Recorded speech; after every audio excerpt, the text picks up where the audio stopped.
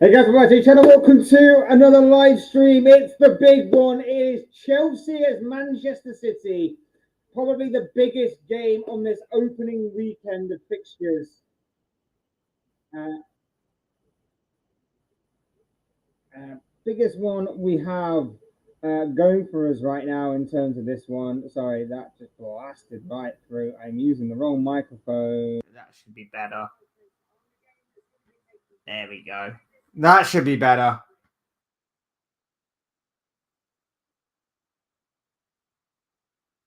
There we go.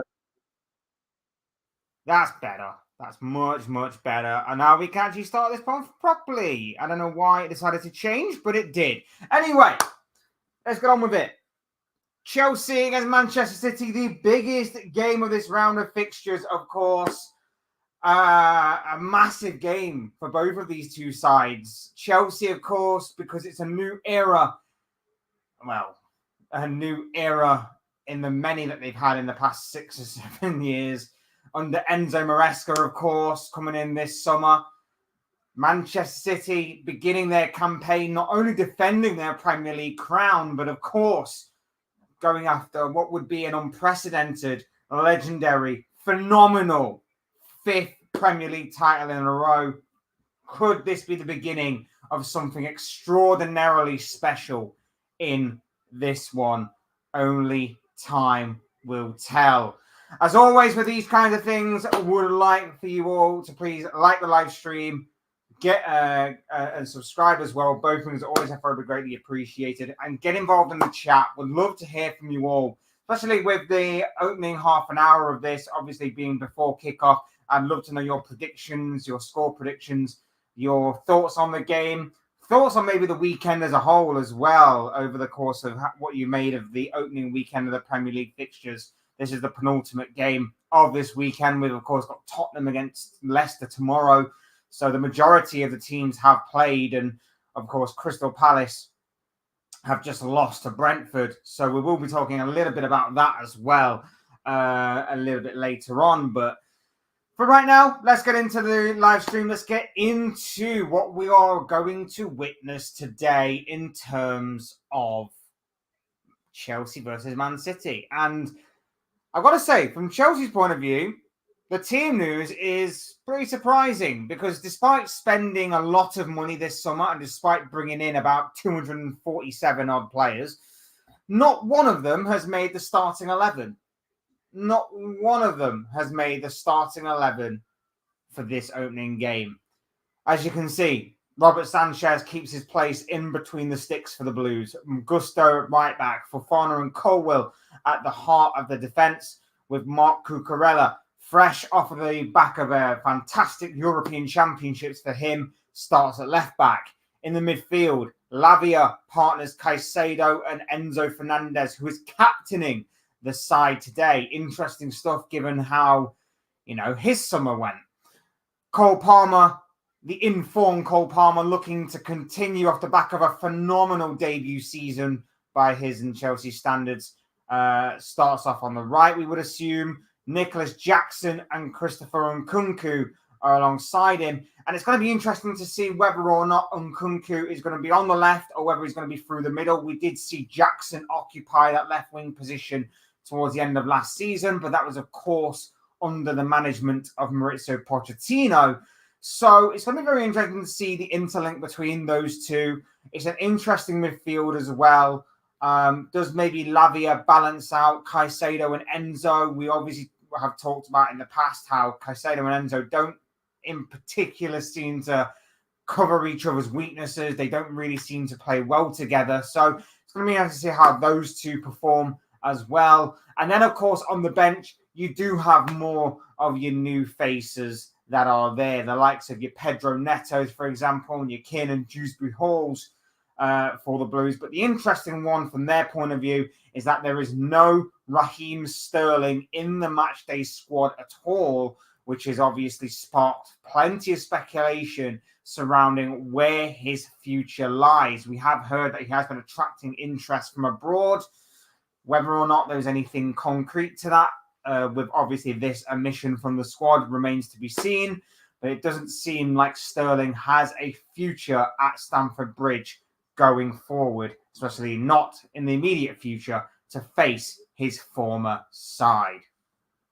As for Manchester City, Ederson in goal after a summer of heavy speculation linking him with a move to Saudi Arabia. Rico Lewis begins at right back with Akanji and Diaz in the centre of the defence. Gvardiol at left back. Kovacic is in for obviously Rodri. De Bruyne and Bernardo Silva make up the rest of the midfield with Doku on the left, Savinho on the right, and Haaland through the middle. Interesting squad by Manchester City. Of course, the most notable absentee, as I've already referred to, is Rodri. That's going to be a massive blow to Manchester City right off the bat that he is not in the matchday squad at all. We know that City tend to struggle, especially to keep control of the midfield when Rodri doesn't start. And his record when he does start in comparison to when he doesn't start is absolutely phenomenal, to say the least, which is why he is the best centre defensive midfielder on the planet, as far as what I'm concerned, and as far as what you lot are concerned as well. But this team should, in my opinion, still be able to beat still be able to beat Chelsea. Interested to see how Lewis continues his development. Akanji and Diaz are pretty strong in the centre. We saw Gvardiol really take to that left-back role towards the end of last season. We wonder if obviously that will continue this campaign. Kovacic against his former club, of course. De Bruyne, we know all about him. Bernardo Silva, we know all about him as well. Doku on the left is going to provide an injection of pace and speed. If he can hold his position on the wing, that's going to really stretch Chelsea's defence, you would imagine, and really try and keep Gusto at bay. Savinho on the other side, making his City competitive debut, or at least start, if you consider his cameo in the Community Shield last week. He showed some nice touches and some bright moments in that game. I'm very much looking forward to seeing how he's going to continue to show what he can do. And Haaland, of course, who in pre-season scored a couple of goals against Chelsea. Now, whether or not he'll get that same level of service and everything in this game remains to be seen. A lot of question marks surrounding him, especially from his Community Shield performance last weekend. But I think he will certainly fancy his chances of getting on the score sheet in this one, particularly as this game on both occasions, home and away last season, threw up some quite interesting scorelines and threw up some very exciting games, to say the least. So, yes, I'm very much looking forward to this game. City's bench full of the likes of Kyle Walker, John Stones, Nathan Ake, Jack Grealish, Mateus Nunes, and Phil Foden, of course.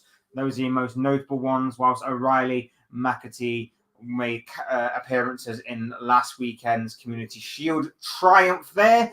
So a mixture of youth and experience for City to call upon. But like I say, that absence of Rodri is really going to hurt, in my opinion. But it still should be enough for City to pick up the win. Because as I said in my pre-game predictions, I see City winning this game by 3-1. Now, I didn't easily discount Chelsea. I did not say right off the bat that we should disregard Chelsea completely, because as we know, City sometimes take a while to maybe get into full gear. They take a while to get to full throttle. And as we know, City can be caught cold at the beginning of seasons sometimes. And this could be a very good opportunity for Chelsea to catch City cold. Whether they do or not remains to be seen. So we shall see on that one. Hey, Lucky, what's up, dude? I hope you are well, my friend. Nice to see you in the chat, bro. I hope you are well. Would love to know what you are thinking about today's big game. Would love to know your prediction on Chelsea versus Manchester City. So there you have it for that game. I just want to quickly touch upon the Crystal Palace game that we just saw play out against Brentford.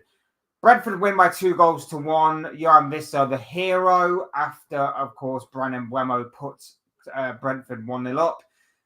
Crystal Palace equalised through an own goal by Ethan Pinnock, and then Visser gets the winner. The controversy surrounding this game was Eberiche Eze, his free kick. Beautiful free kick, absolutely cracking free kick. But there was judged to be a foul in the penalty area from Will Hughes that saw the referee blow his whistle. It saw the goal chalked off for a foul.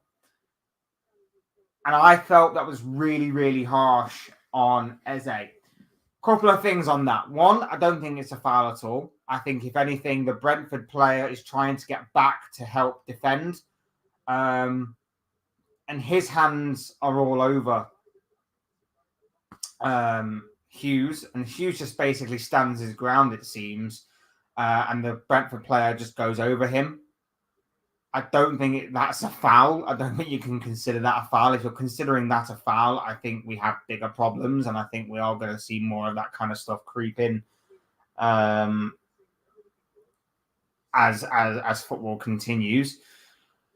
Secondly, there's nothing they're going to be doing about it anyway. The defenders, they can't stop that free kick. That free kick was unstoppable.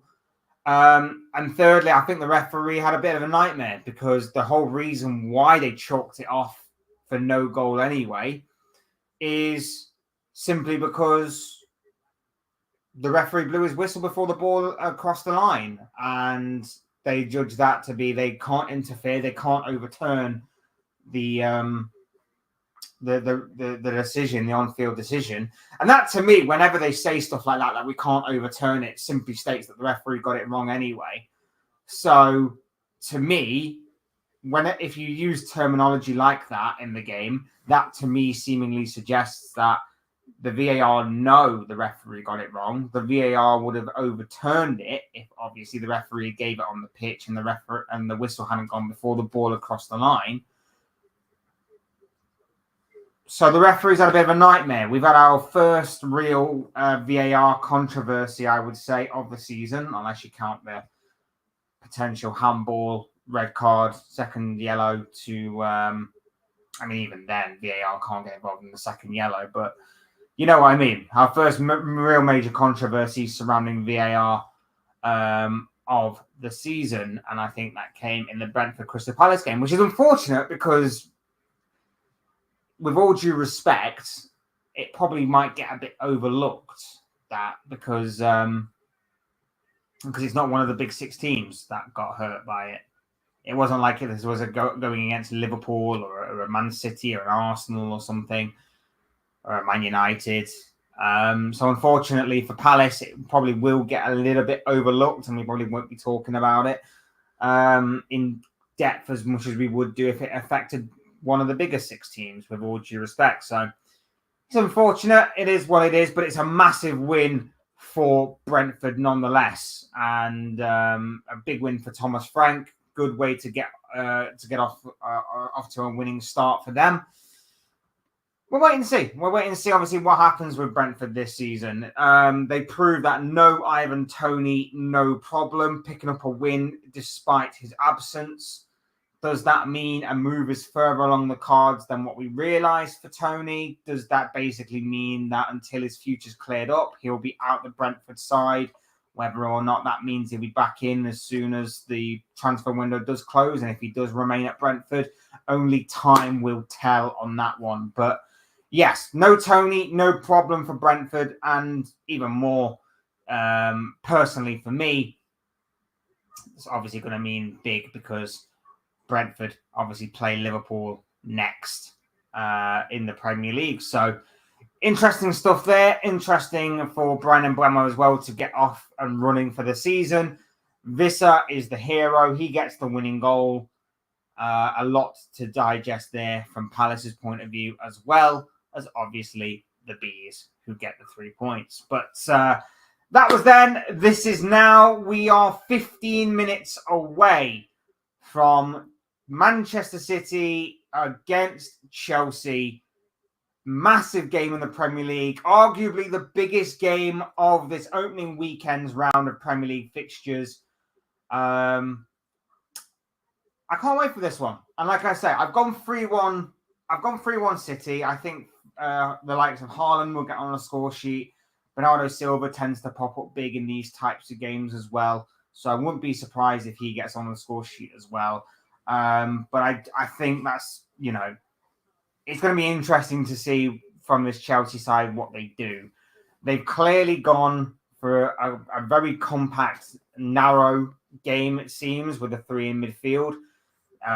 You can even drop Nkunku in there as a false number 9. If he is to be the false number 9, that is, of course, he could always play out on the wing. If he is to be in there, he could always drop into the middle, really pack out that midfield, and then it's all about whether or not City from the wing positions can produce something special.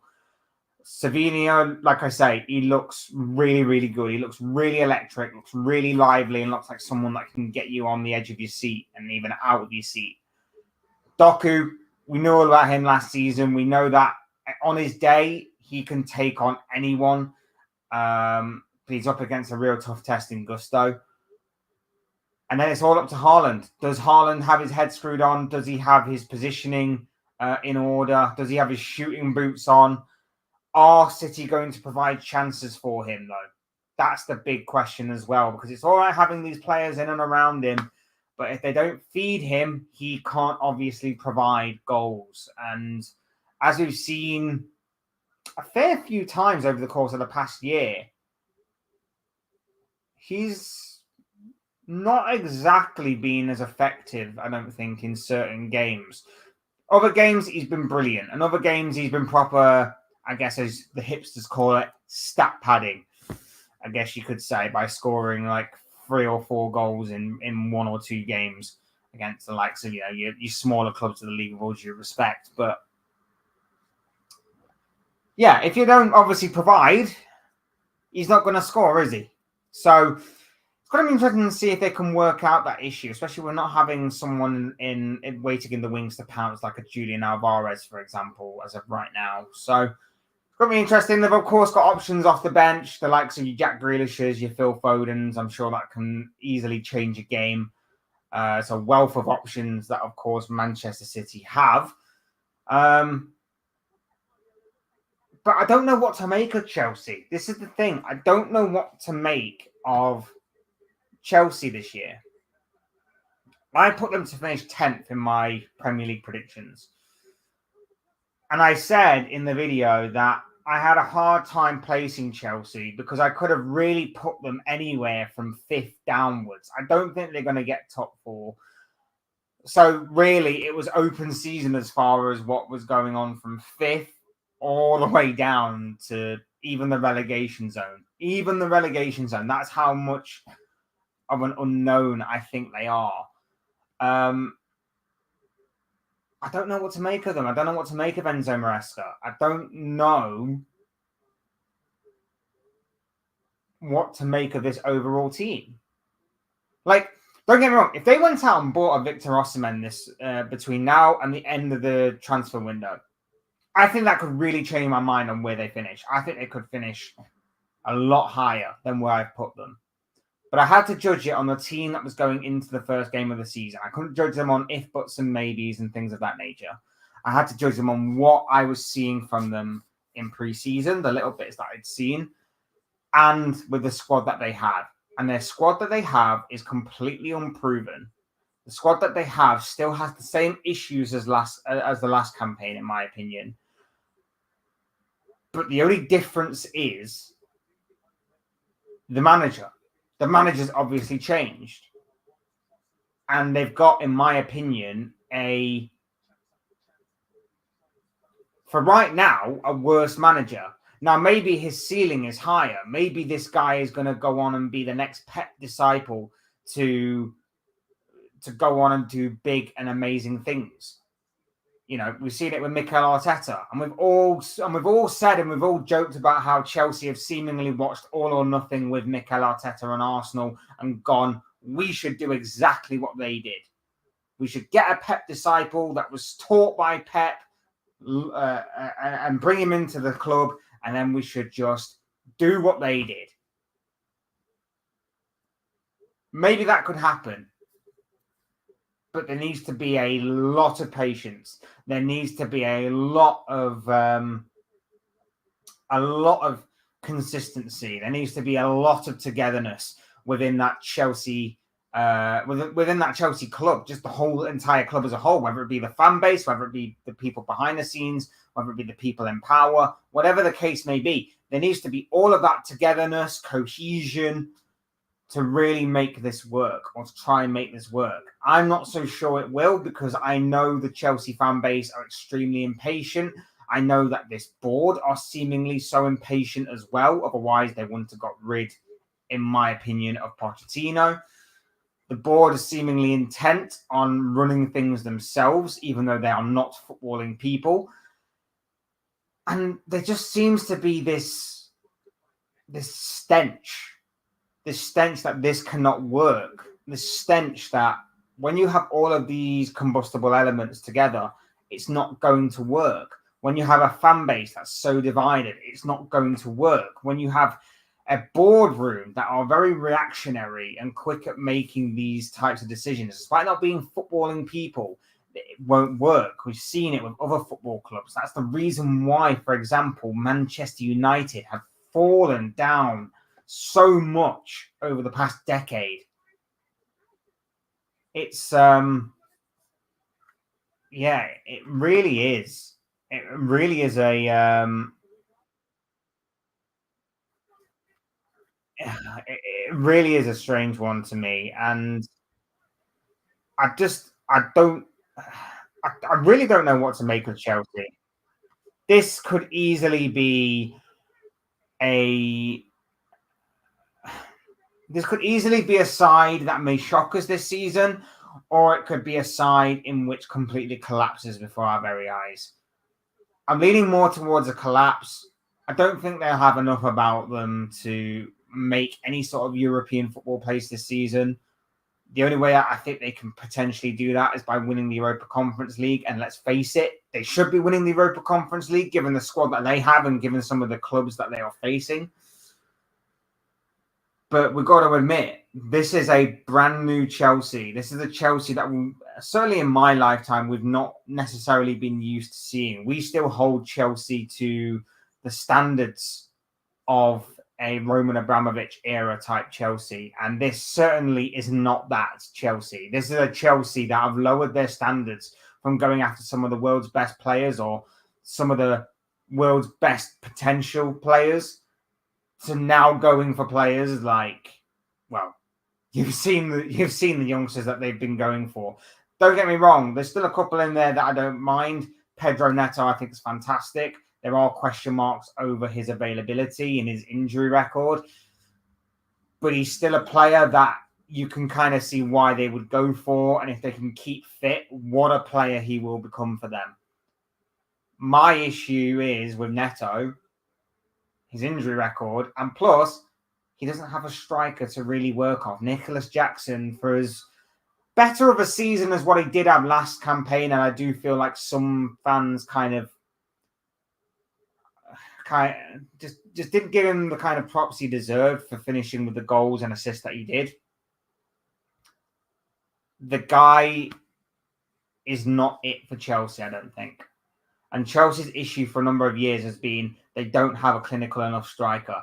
It's all right bringing in the creativity, but if you don't have a clinical enough striker, you're not going to finish off the chances that you create. It happened last year with Pochettino. It happened the year before under Graham Potter. It happened the year before under Thomas Tuchel. It's just something that has been in Chelsea's DNA for a long, long time now. And, you know, maybe that could change this summer. If they were to go out and get a Victor Osimhen, maybe that could change this summer. But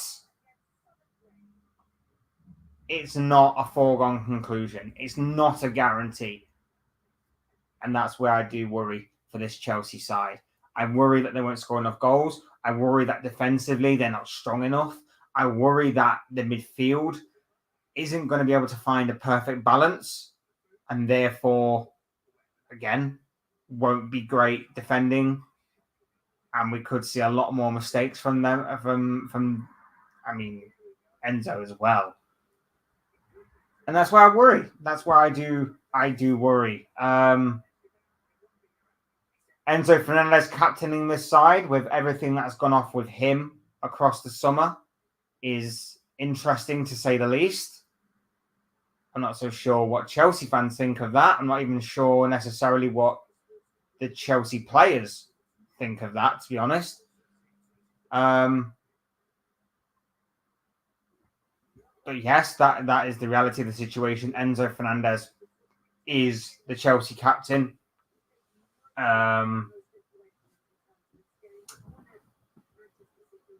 One would assume it's probably water under the bridge. He's probably apologized, accepted responsibility for what he's done. And maybe that is a big reason as to why he is the Chelsea captain and why the Chelsea players seemingly are on board with this. I don't know. I genuinely don't know the full ins and outs of it. But yeah, very interesting nonetheless about the Enzo Fernandez stuff. And just before kickoff, we're 5 minutes away. On Manchester City, chasing down what would be a phenomenal and historic 5th Premier League title in a row. I've gone with Arsenal to win it this season. I just don't think City have recruited enough. I don't think Savio on his own is going to be able to reinforce and reestablish City's position at the top of the Premier League table. I think Arsenal are going to be winning it this season. Unless they were to pull a rabbit out of the hat. And let's face it, we've still got just under 2 weeks left of this transfer window. So it isn't out the realms of possibility for Manchester City to go and do something in this transfer window. But for right now, I'm judging it as Arsenal are going to win the title. City will miss out. And, after losing Julian Alvarez, I think that's going to be a big miss in terms of their depth for later on down the line. I think as well as that, not recruiting enough, like I mentioned. And also, I just think with the amount of stuff off the pitch that's going on, I think maybe that could take its toll on the players. All of this fighting against the Premier League stuff, all of these legal battles that City have got. I know it shouldn't affect the players on the pitch, but I wouldn't be surprised if it did. I wouldn't be surprised if certain things get leaked out and certain things get into the heads of those players and things like that.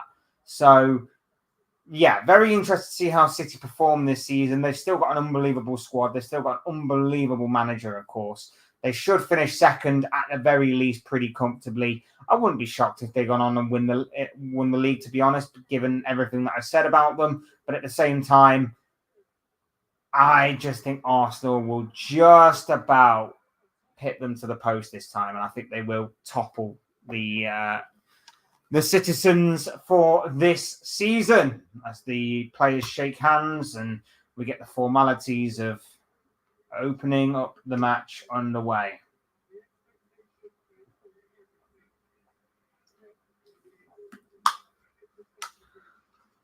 Maresca and Pep with an embrace there. Student against teacher. If you're into narratives and you're into your storylines, student against teacher is what we're going with today with Maresca against Pep.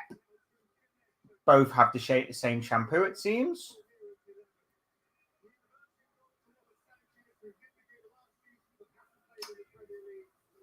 Going through the teams now.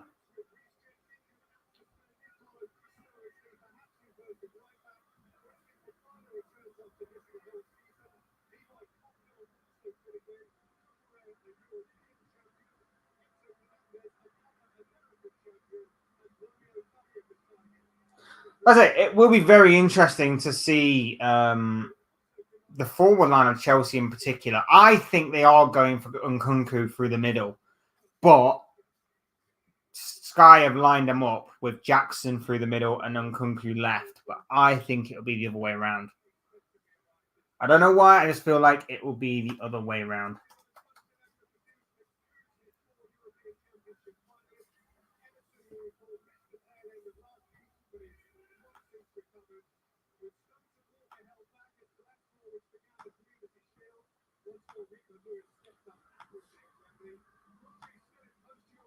Get this show on the road.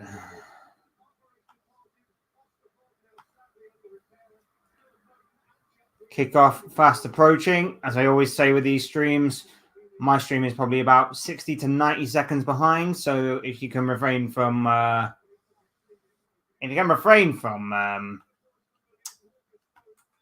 spoilers in the chat, that would be most appreciated, depending on how your stream is as well.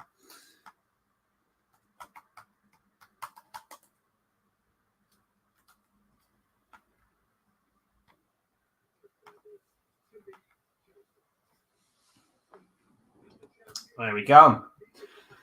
Right. Players take the knee before the ball is kicked.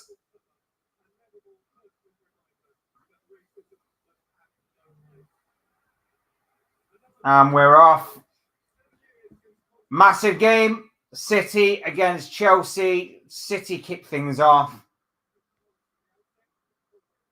And we are well and truly underway.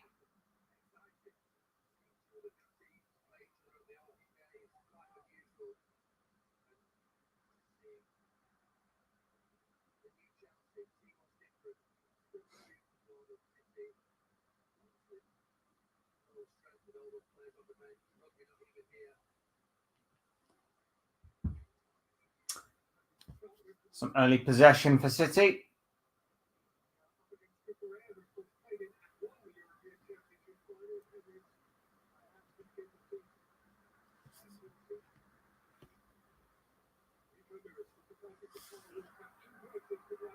Seems Doku is starting on the right, by the way. That's another one.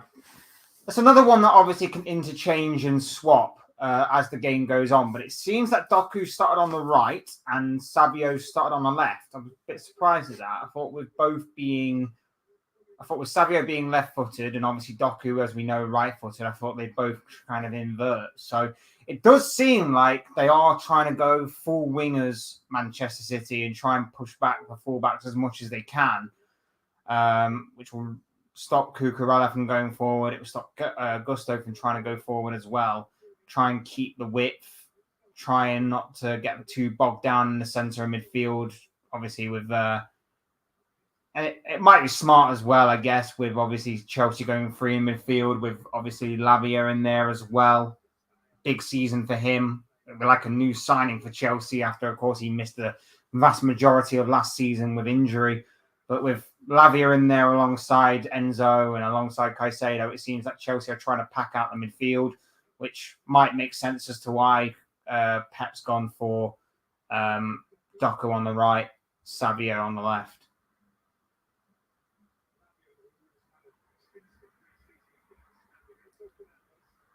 Nice play from Lavia, but City eventually recover the ball. It's going to be like this, isn't it? City are going to have the lion's share of possession. Chelsea are just going to have to sit back and pick their moment. I don't think you'll be able to tell a great deal about Chelsea from this game unless they get absolutely slaughtered, maybe. Because everyone plays differently against Man City. That's the purpose of it. Everyone plays different against Man City than they would anyone else.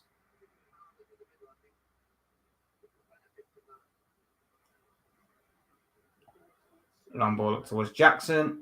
Kanji does well. And it's a foul from Nkunku, who seemingly has started on the left. So Sky actually got it right. It seems that Nkunku is starting on the left and Jackson is through the middle. But again, similarly to what I said about Savio and Doku, that can obviously change as the game goes on. Some few misplaced passes. It's your typical opening game of the season, I guess. A bit of rustiness, a bit of rustiness to shake off. But here is Haaland. He looks right for Doku. Doku's ball in. It's a poor delivery, and that will go through for a goal kick. Decent opportunity there, wasted by Manchester City. Haaland found himself with a bit of space. Plays through Doku on the right-hand side. He's got away from Cucurella, but his ball is not good enough. And the cross is out for a goal kick. Really should have done better there. Really should have done better. Should have picked out Haaland better there. He had the time to do it. Long ball played up. Now, Nkunku. Bit of space here on the left. He's inside the penalty area. Good challenge by Rico Lewis.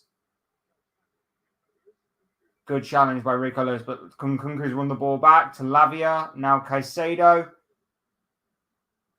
Palmer. And Chelsea keeps some safe possession for now and build up again. Good defending, though, by Rico Lewis there. Big season for him as well.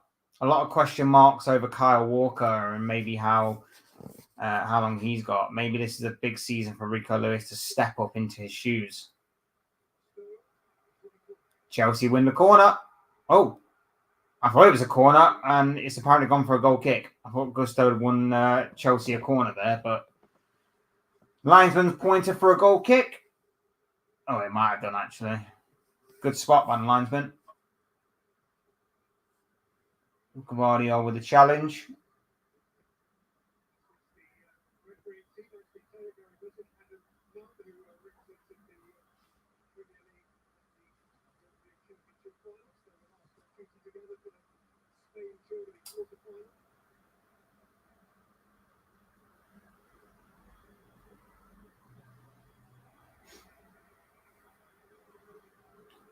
City tried to play out there. Chelsea's press has conceded another goal kick.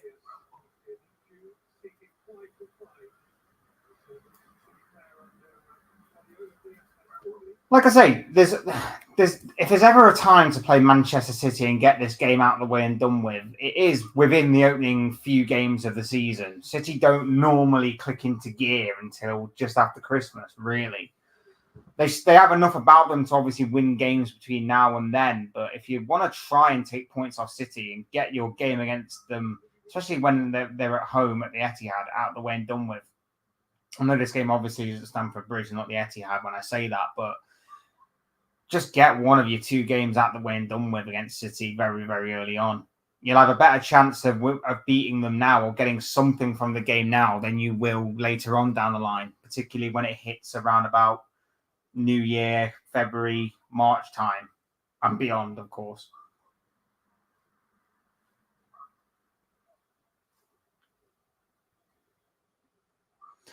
Chelsea, though, keeping some safe possession. They'll be happy with the opening 7 minutes.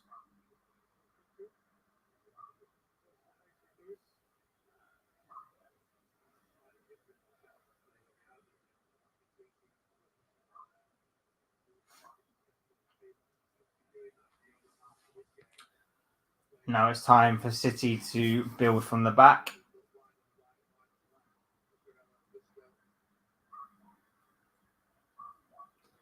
Like I say, there's a bit of rust to shake off from both sets of players, it seems. Obviously, some of these players will only have got back a little late from their summer tournaments, the Euros, the Copa Americas, that kind of thing. Savia, though, slips it through. Good opportunity here, and it's wide. Deflected wide by Bernardo Silva. It will go for a corner.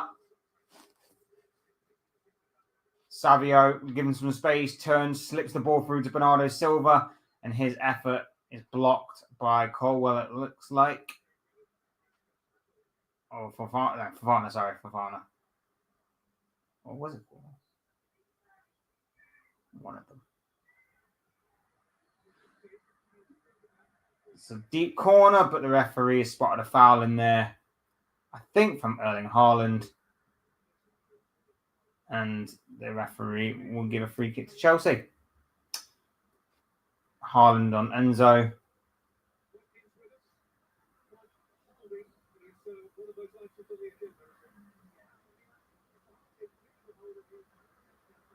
It seemed like Enzo was holding and wrestling Haaland to the ground there.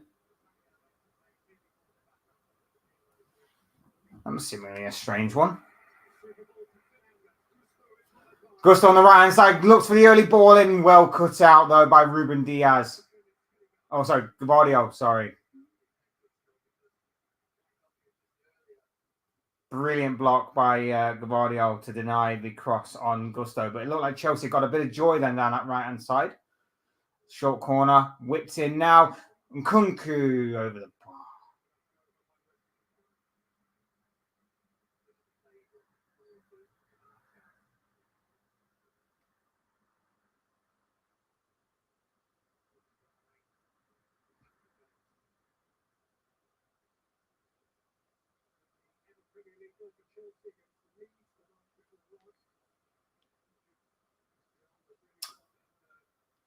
Ten minutes gone. Chelsea 0, Manchester City 0.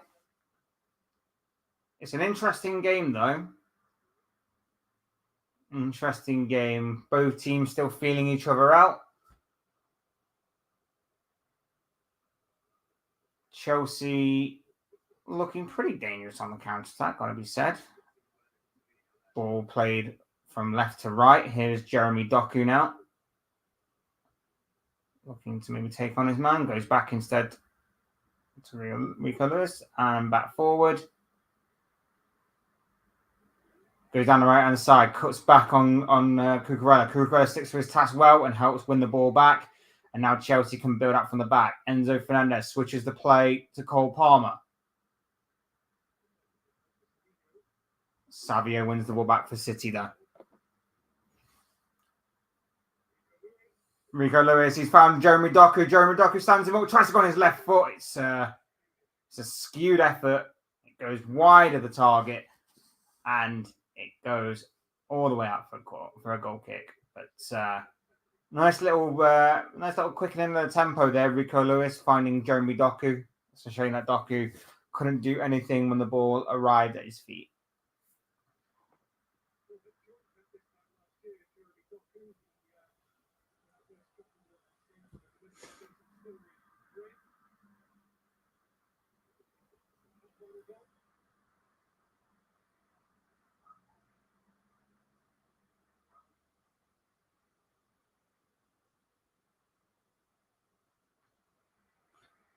Well won by Chelsea, and now Chelsea can spring a counter-attack. It's Enzo Fernandez. Plays it across the face of goal to Cole Palmer.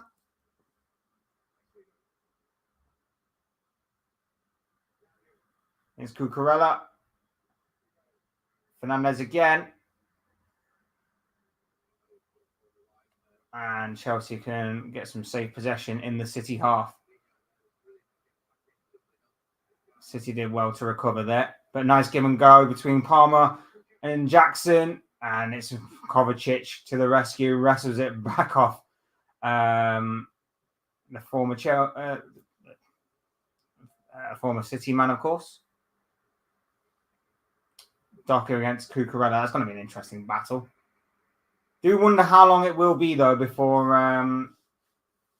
if they decide to switch it. They decide to let Savio have a go at him or something. Here is Bernardo Silva. Here is Jeremy Doku. Cut back to Rico Lewis. Doku slips it inside and tries to go and give and go with Doku. Cucurella sticks to his task well and wins a free kick, I think.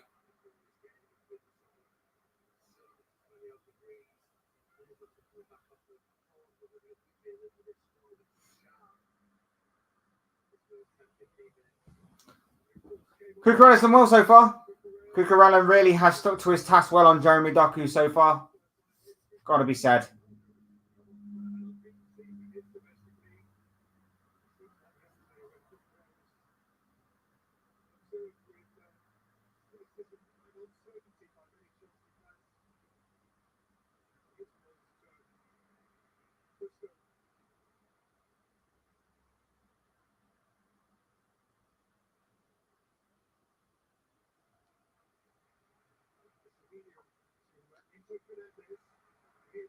It's Nicholas Jackson. He's trying to get around him, and it's well defended.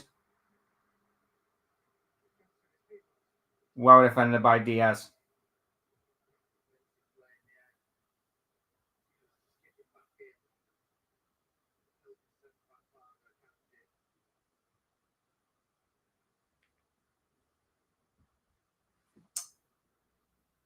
Almost 15 minutes gone, still 0-0. But it's it's bubbling quite nicely, I'd say. It's simmering quite nicely for an interesting battle that's not going to be as one-sided as what many may have believed it would be.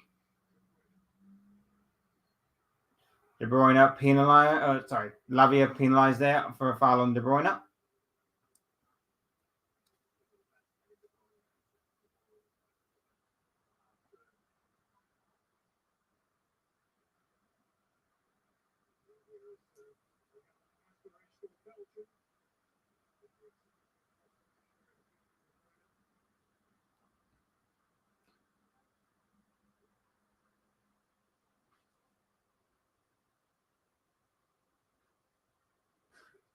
Doku now on the left-hand side has switched already.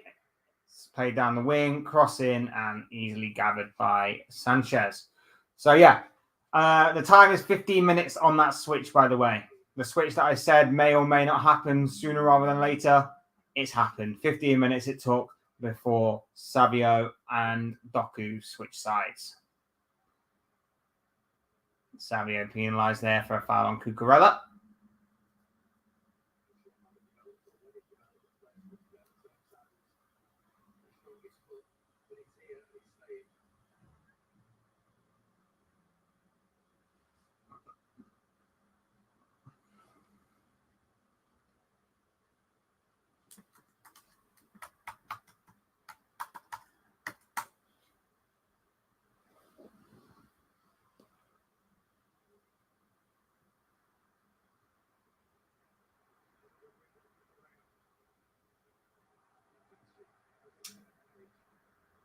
Not on the same page there between Caicedo and Jackson there, it seems. Playing it around to the back of City, toying with them a little.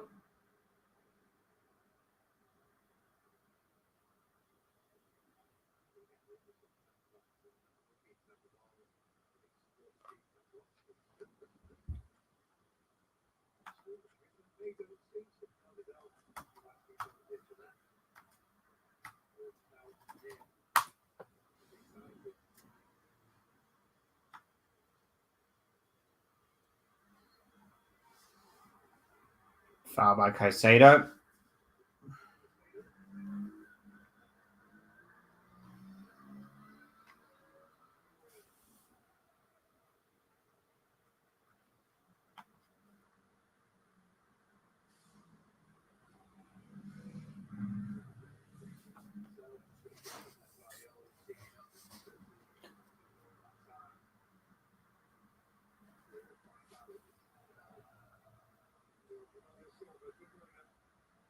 Running with a little flick, didn't come off, and Chelsea looking to spring a counter again, and City recover the ball.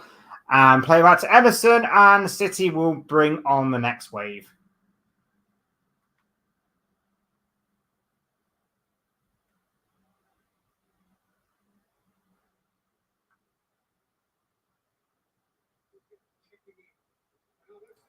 It's Haaland! Haaland! It's 1-0 City!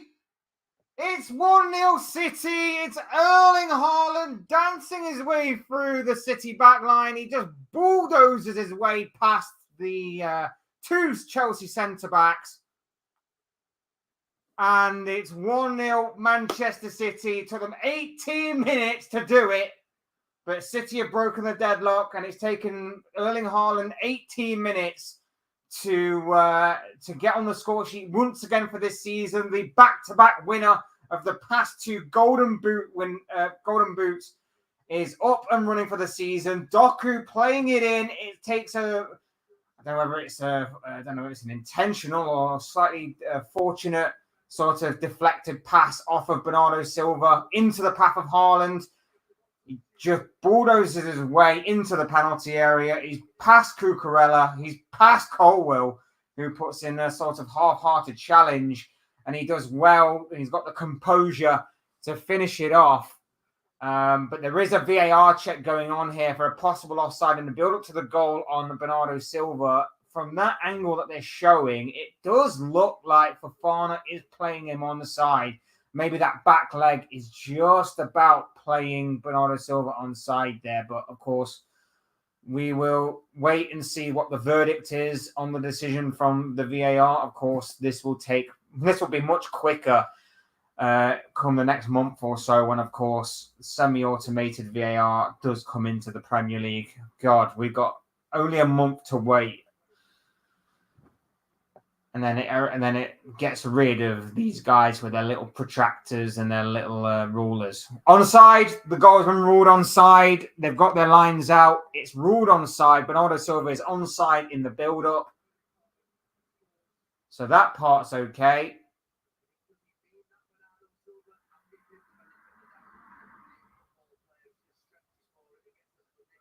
Whether it was meaningful or not on Bernardo Silva's part, it's his pass that found its way to Haaland, and eventually the goal is given. Manchester City are 1-0 up, and it's Erling Haaland with the goal.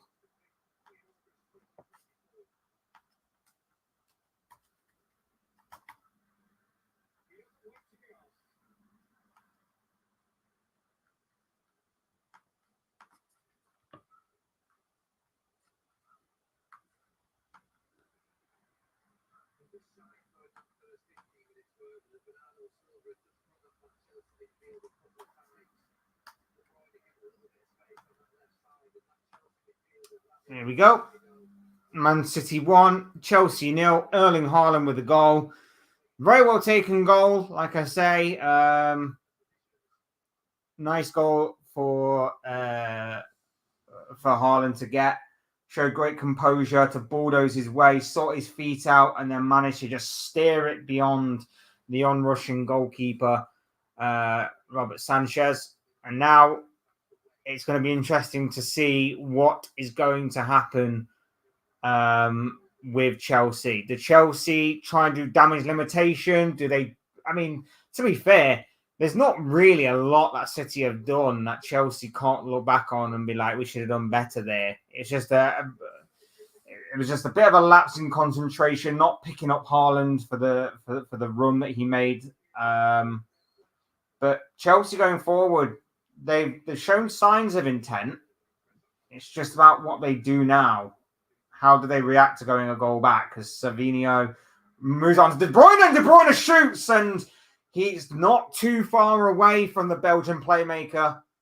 Savio making stuff happen, cutting in on from that right-hand side into the middle. He just lays the ball off to De Bruyne. He's got a bit of space between the two centre-backs and two of the central midfielders, and he just tries to place it in that bottom corner, and he's not too far away, in all honesty.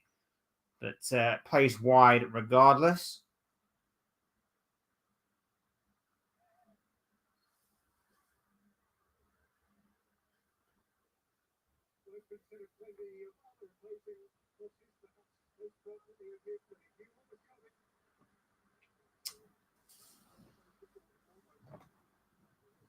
"18 minutes is what it took for City and Erling Haaland to get their first goal of the season.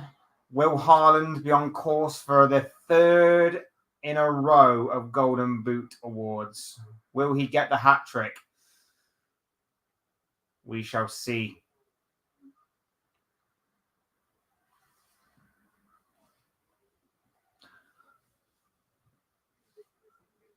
We shall see.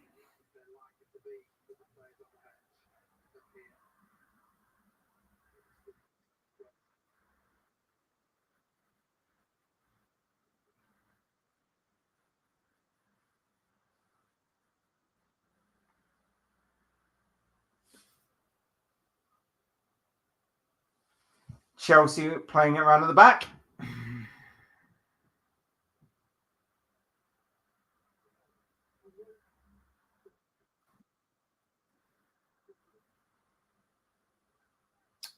City pressing, but to no avail so far. Oh, living life a bit dangerously, and they get away with it. Cucurella can play it up the line for Nkunku.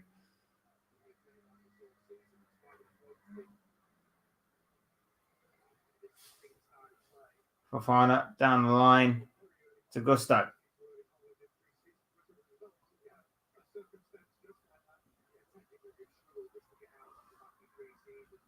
Yeah, very much interested to see Chelsea this season. Like I say, this game, I don't think you'll learn too much about them. But I think in the other games they've got to come, particularly the opening 10 games of the season, I think they're all fairly favourable. Barring maybe one or two, they are more favourable than not for Chelsea. So I guess you get to see a lot more of what Chelsea are about come them games than this one. But regardless, we still get to see them in action here. Like I said, there's been a couple of nearly moments, but nothing concrete yet for the Blues. But they won't be too disheartened, as Gusto is judged to have fouled Doku there. Which actually works out for my bet. I think I've just won 30 quid. Boyos.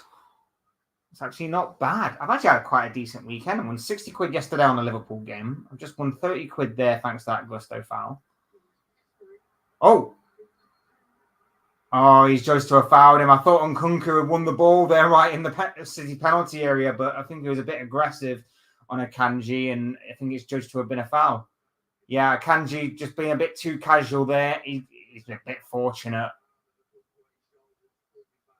Yeah, I think it is a foul, but I think as well, Akanji's a bit fortunate to get away with that, in all honesty.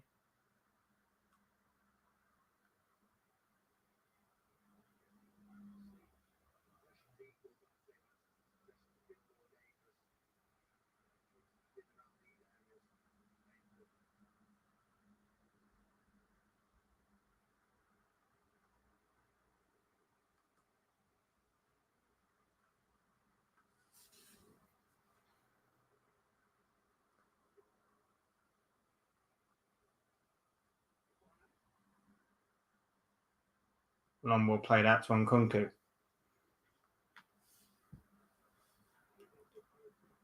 Enzo, Lavia, Fofana, Gusto. They just don't seem to have that big vocal point. Like, Jackson's not that guy, but in this kind of situation, you may just need to just toss it into the box and just see what kind of chaos you can create.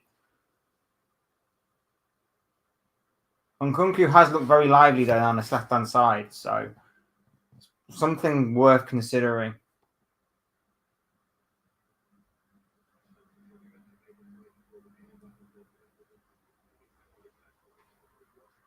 Swung over by Cole Palmer, looking for Nkunku, who's keeping the width really, really well. The ball was lost by Savio, I believe. Cucurella gives it to Nkunku. Back to Cucurella. Lavia looks inside for Cole Palmer. Palmer just couldn't get it out of his feet quickly enough, and City managed to recover and get the ball only as far as Enzo.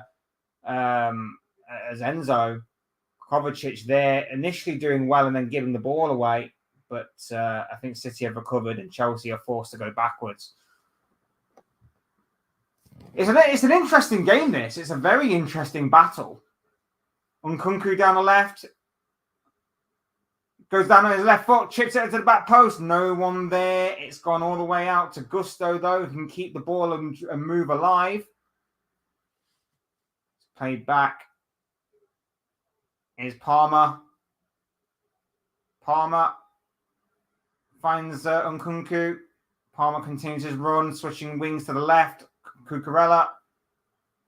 Back to Palmer on the left-hand side now. Palmer tries to cross in, but no one's there, and it's straight into the hands of the grateful Edison, who can start attack. And it's Doku down the left-hand side. Chelsea a little bit stretched, but there's only Haaland alongside him. He has to cut back and go for De Bruyne instead. Back to Doku on the left.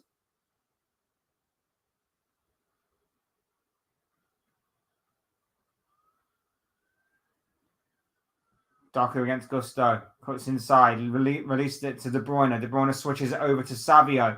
Savio isolated Cucurella one-on-one. He goes down the right. Crosses it in. It's headed away. and Chelsea deal with it.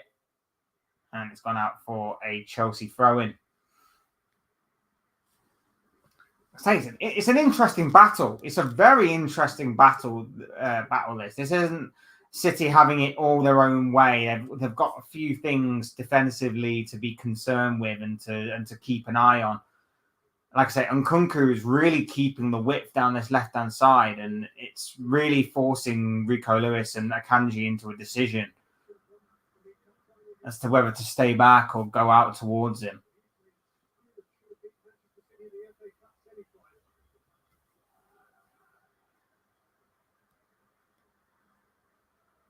But they just don't have enough centrally to really be a physical threat. Cut out there. De Bruyne will take charge.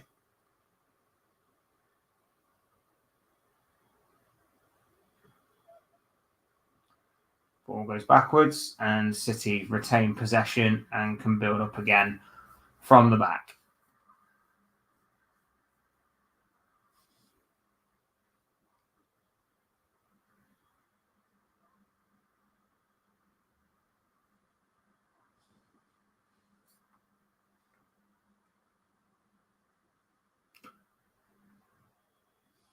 Half an hour gone.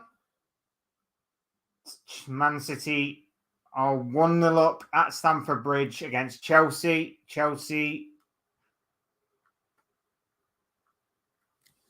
starting a new era under Enzo Maresca, of course, a former disciple and student of Pep Guardiola, shall we say. Not having it all their own way, though, City, despite the fact the scoreline is in their favour. Erling Haaland, apart from the goal, hasn't really been involved in the action much. De Bruyne not had enough space, I guess you could say, to influence the game. Doku's not really had enough space to really run at the Chelsea defence, and neither has really Savio either. Chelsea, I've got to say, done okay so far, despite the fact the scoreline isn't obviously in their favour. Cucurella to Nkunku down this left-hand side.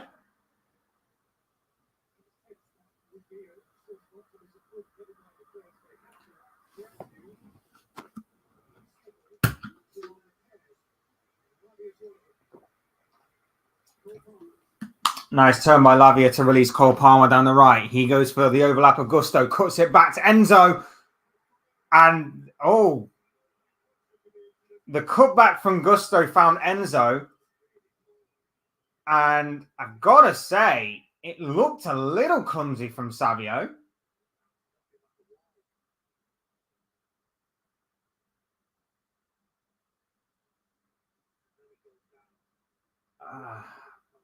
It might just be outside the box, which may save him.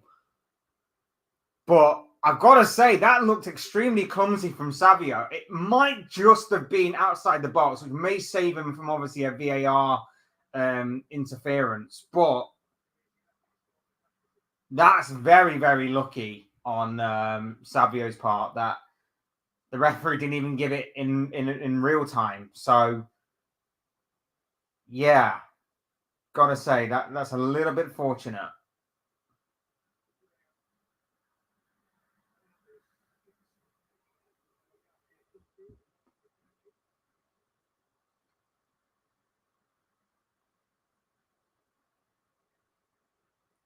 City playing out from the back here.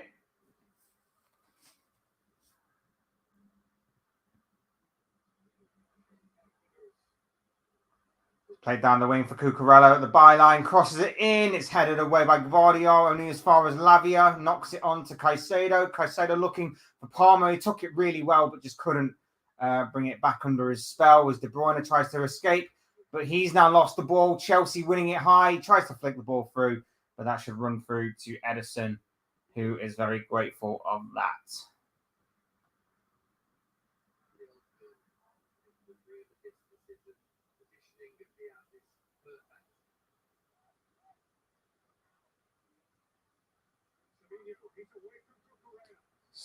Savio's through here.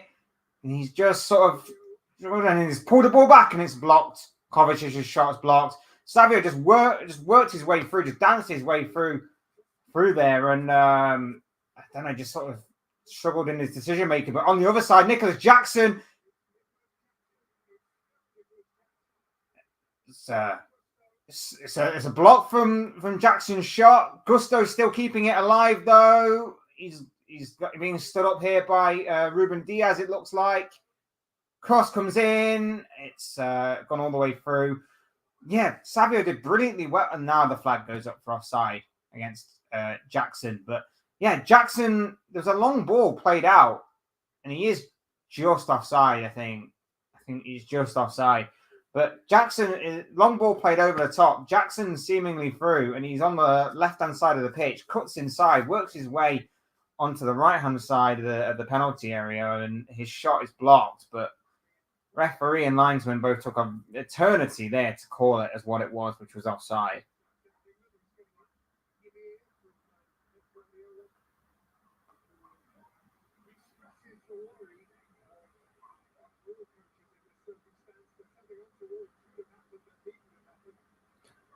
Guardiola there complaining.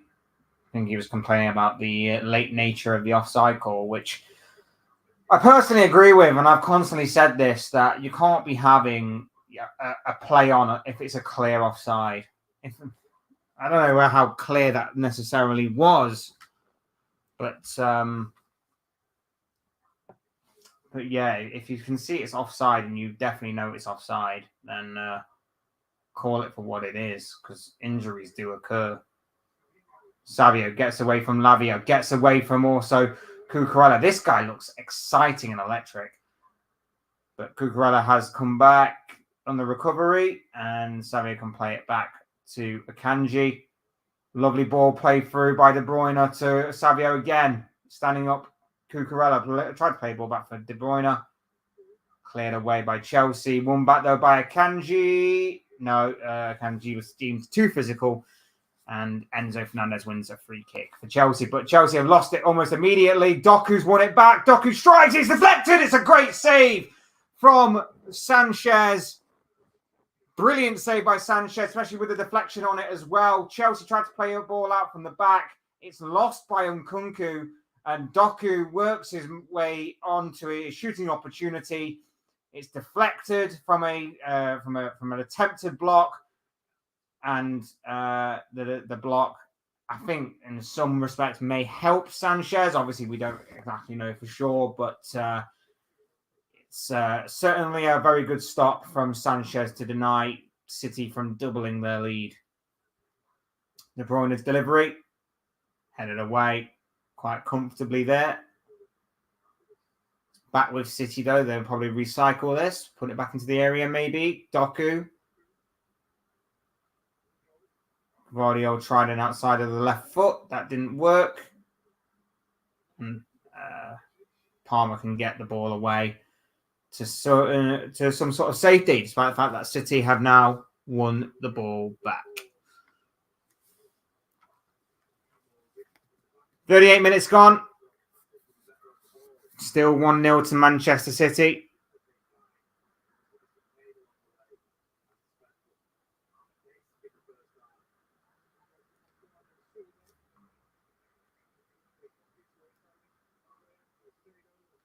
Chelsea have worked this pretty well to get the ball away.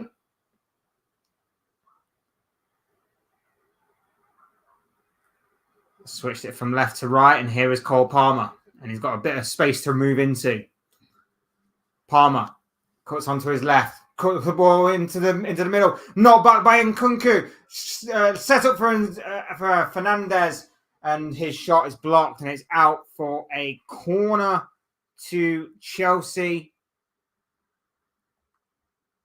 Well worked move that by Chelsea, but initially to get out from their own half. Knocked back, set up by Jackson to Fernandez. Just couldn't get a clean shot on goal. Deflected behind for a corner.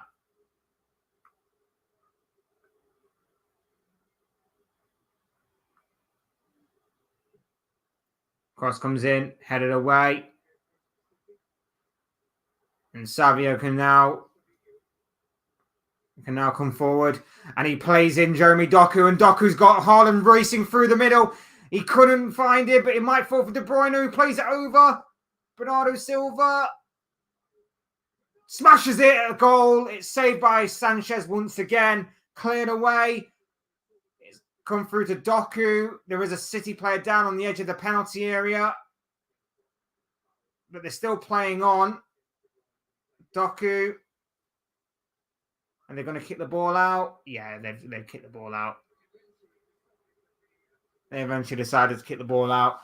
So I think it's there's two players that are seemingly down for City. One being Savio and one being De Bruyne, it seems.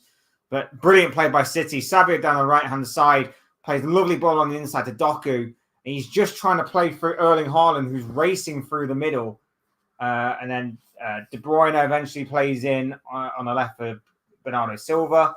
Wonder if Silva was trying to go across the face of goal to try and play in Haaland. Goes for a shot himself. And it's well saved by Robert Sanchez during that time.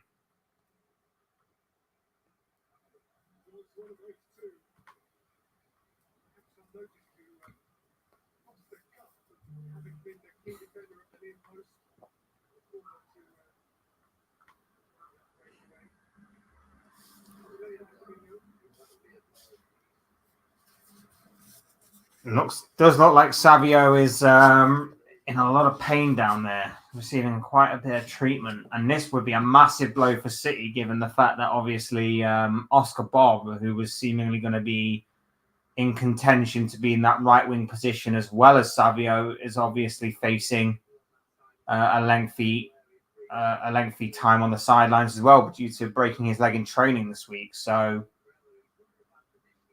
this could be a massive blow for City, and it could also force them into going into the transfer market, of course, with only a couple of weeks left of the window. So this could have massive repercussions depending on the severity of this potential injury. As replays show the Erling Haaland goal there. Hasn't really been involved, Haaland, to be fair, apart from that one goal. He's had one or two decent touches, but again, it's about service to him, and he's not really had a great deal of service other than the goal, in which even that was a little bit seemingly fortuitous. The pass into Bernardo Silva, which he managed to steer towards the Norwegian striker.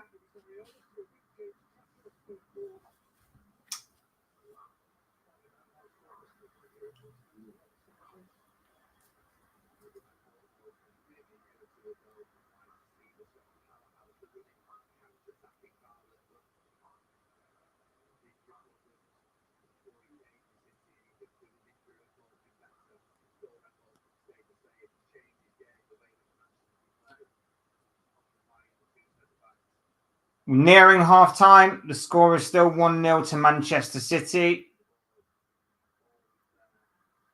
And a couple of decent opportunities since City, in which Robert Sanchez has been equal to them both.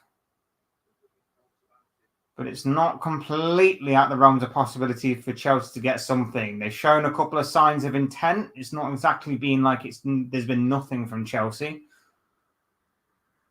But at the same time, you can still see that they are lacking that little bit of something up front, that little bit of presence, that little bit of physicality.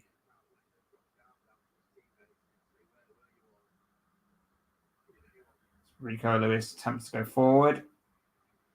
He's hounded and harassed by Lavia, who kicks the ball out for a City throw.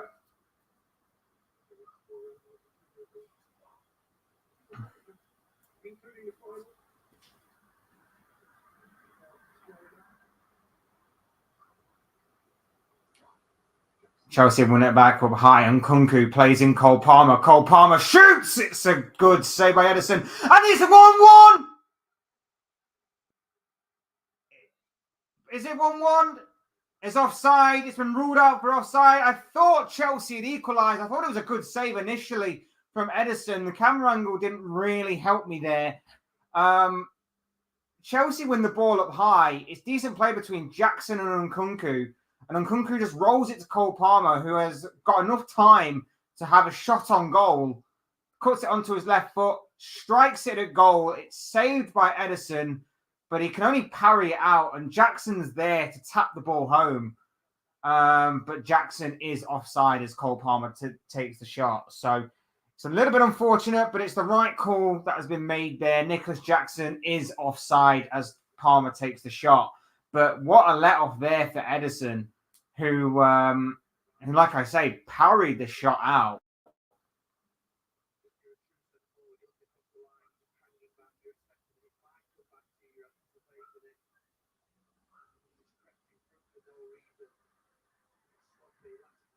It's a bit poor from both men, to be honest. Jackson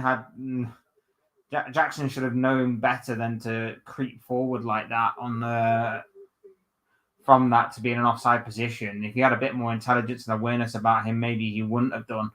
But Ederson there gets away with one big time. He's not had much to do, Ederson, if anything at all, but right there, he didn't really cover himself in much glory, which is why I think, maybe that's why he's a little bit overrated. Anyway, we move on. It's still 1-0 to Man City with 5 minutes extra time to be played. Chelsea got it well within the Man City half. Lavia helps it onto the left-hand side from Nkunku. Nkunku back to Lavia, who swings the ball over to Malo Gusto on the right-hand side.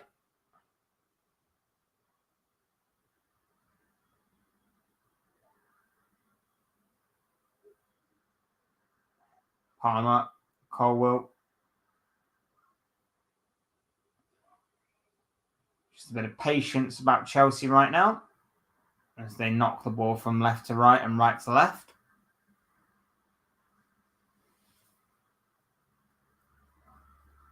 Cucurella. Nkunku, nice ball on the inside. Nice little layoff from Jackson. Nkunku now was running through, but he's stopped by Kovacic. And City can break away. De Bruyne, foul, and it is going to be a City free kick. Nice little move from Chelsea until Kovacic broke it all up. That's what he's basically in there for. Some may be saying that it should have probably been a foul on Nkunku for that challenge by Kovacic, but the referee is having none of it.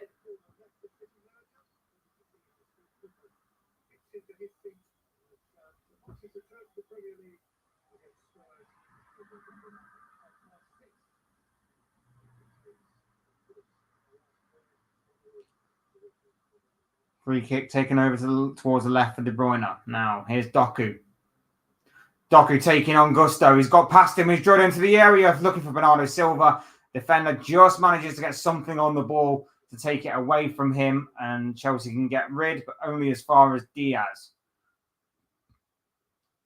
City come again. Over towards the left. Doku again. Cuts back onto his right. He's wanting a foul there for a foul from, I think, Gusto, but nothing doing. And Chelsea can come away with the ball. Lavia. Done all right, Lavia, I think. Done really all right. Shown some nice touches. Span away from a few players to keep possession of the ball. He's going through and referee says nothing doing after Enzo Fernandez goes down in the penalty area. It didn't, again, look the most convincing defending from Manchester City.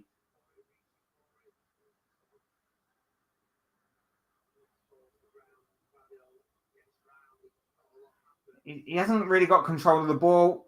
Diaz gets the first touch onto the ball. I think he just falls in the end. I think he's a little off balance, and I think he just falls. I think it's not great defending from Diaz. It's not very entirely convincing from Diaz, but I think he just gets enough on the ball rather than the man to really suggest that should have been anything more in Chelsea's favour. I've enjoyed this first half, though. Really have enjoyed this first half. think it's been a very interesting battle between these two.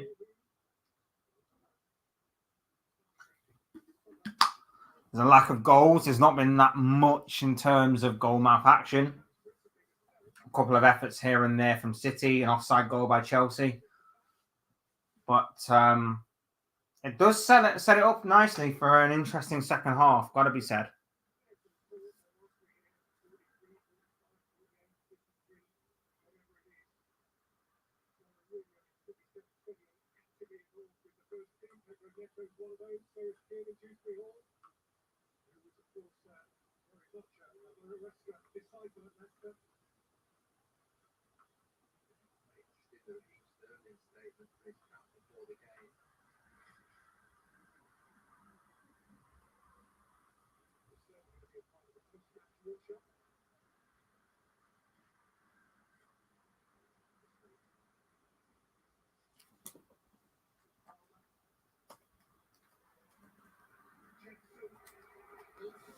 Nkunku on the left. He's on his own though. He cuts it onto his right. His shot's blocked. Nkunku still may have a second bite at this. He goes over down the penalty area. The referee tells him to get up. Cucurella with a cross. Blocked. And Chelsea can come again maybe. Cucurella. Caicedo. Lavia. We have played 5 minutes. There have been a couple of minutes of injury time, maybe added on to injury time, but this should be the last action of the first half, you would imagine. Can Chelsea equalise before half-time? No, they can't. Referee's blown for half-time. City lead 1-0 going into the break. Erling Haaland, the man of the hour, who has definitely put... definitely kicked off City's defence of their Premier League title off with a bang.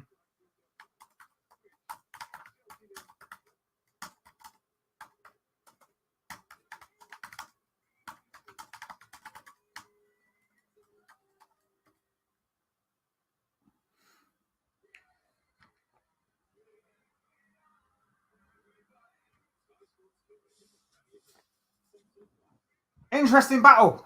Interesting battle right the way from back to front across the pitch. I've really enjoyed this game, to be quite honest with you. I've like I say, not probably been the most exciting in terms of end-to-end action, but in terms of a real kind of tactical battle, I kind of really enjoyed it. There have been a few mistakes. There have been a bit of rustiness to shake off. It's not exactly been a vintage Manchester City performance. It's not exactly been the best performances from Chelsea either. But it certainly has been something that has not exactly made it a foregone conclusion or an easy game to sort of call and predict and watch and stuff. Haaland grabbing his first goal of the season on what I believe is his 100th game for Manchester City as a player.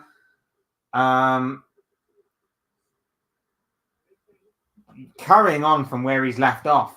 I mean, if the guy does go on to win a hat-trick of golden boots in this league, like, it'll be absolutely ridiculous if he does. And I can understand why he's obviously one of the front runners for that. But that would be incredible. And obviously he's got off to the perfect start here with a goal there. I mean, the goal is somewhat fortuitous in a way. The ball into Bernardo Silva is flicked on by Bernardo Silva into the path of Erling Haaland. Whether he means that pass or not, I don't think he'll really care, to be honest. But Haaland manages to just bulldoze his way into the penalty area and managed just to have the composure just to steer it beyond the onrushing goalkeeper and into the back of the net. Brilliant piece of play by Erling Haaland. Chelsea, though, haven't had it.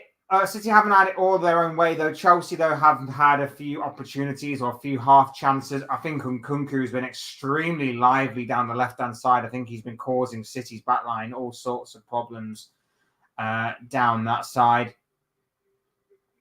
I think Nicholas Jackson's link-up play has been okay. I think he still needs to be a bit closer towards the goal, but I think some of his link-up play and some of his runs that he's making are looking pretty dangerous as well.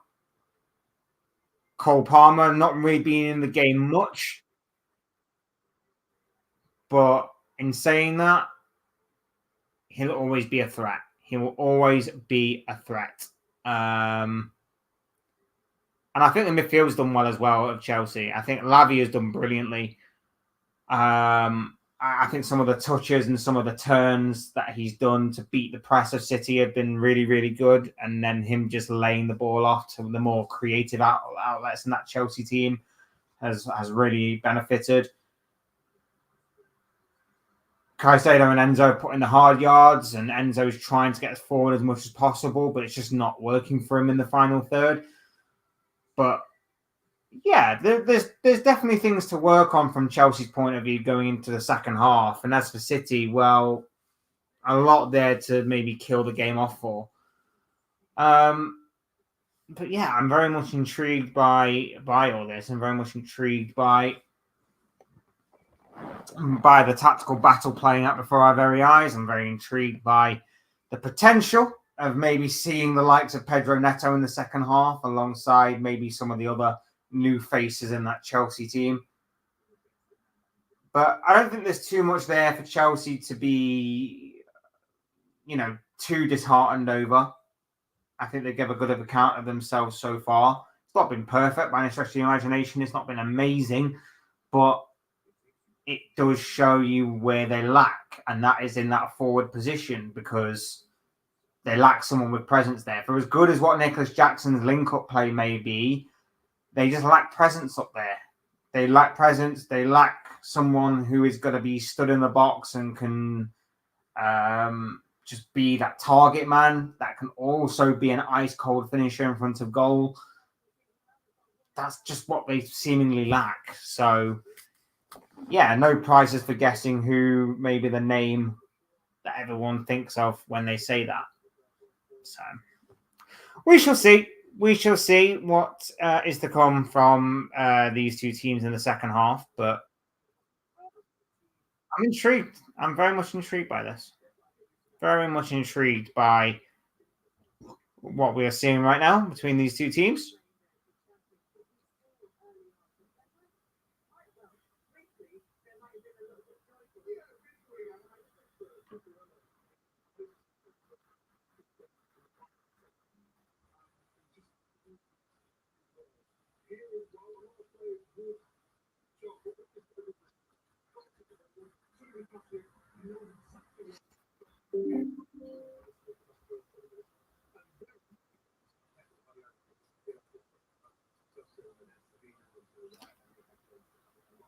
We shall see. We shall see.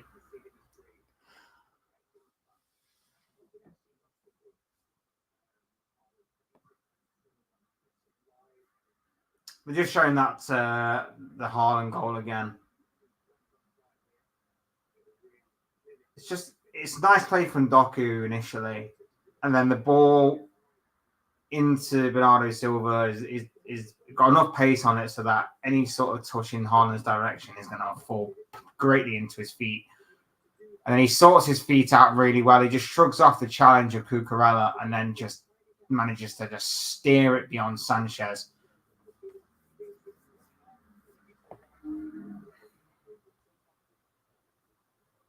Very, very good as far as what City are concerned.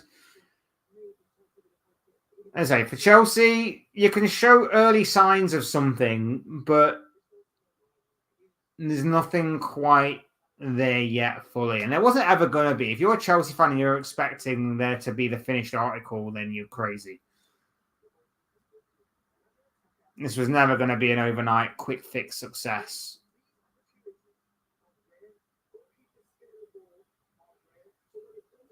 Success.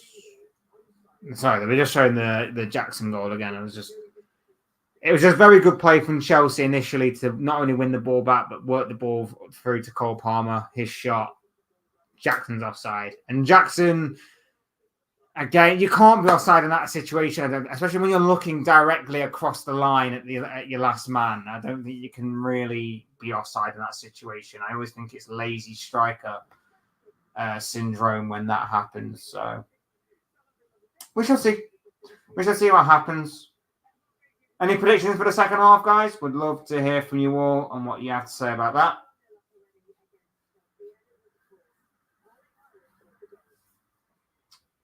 I'd love to know what you guys are thinking about the second half here. Do City go on and kill the game? Do Chelsea come back in the second half and really take the game to Manchester City and get something out of it in the end? I'd love to know what you guys are thinking and feeling down below.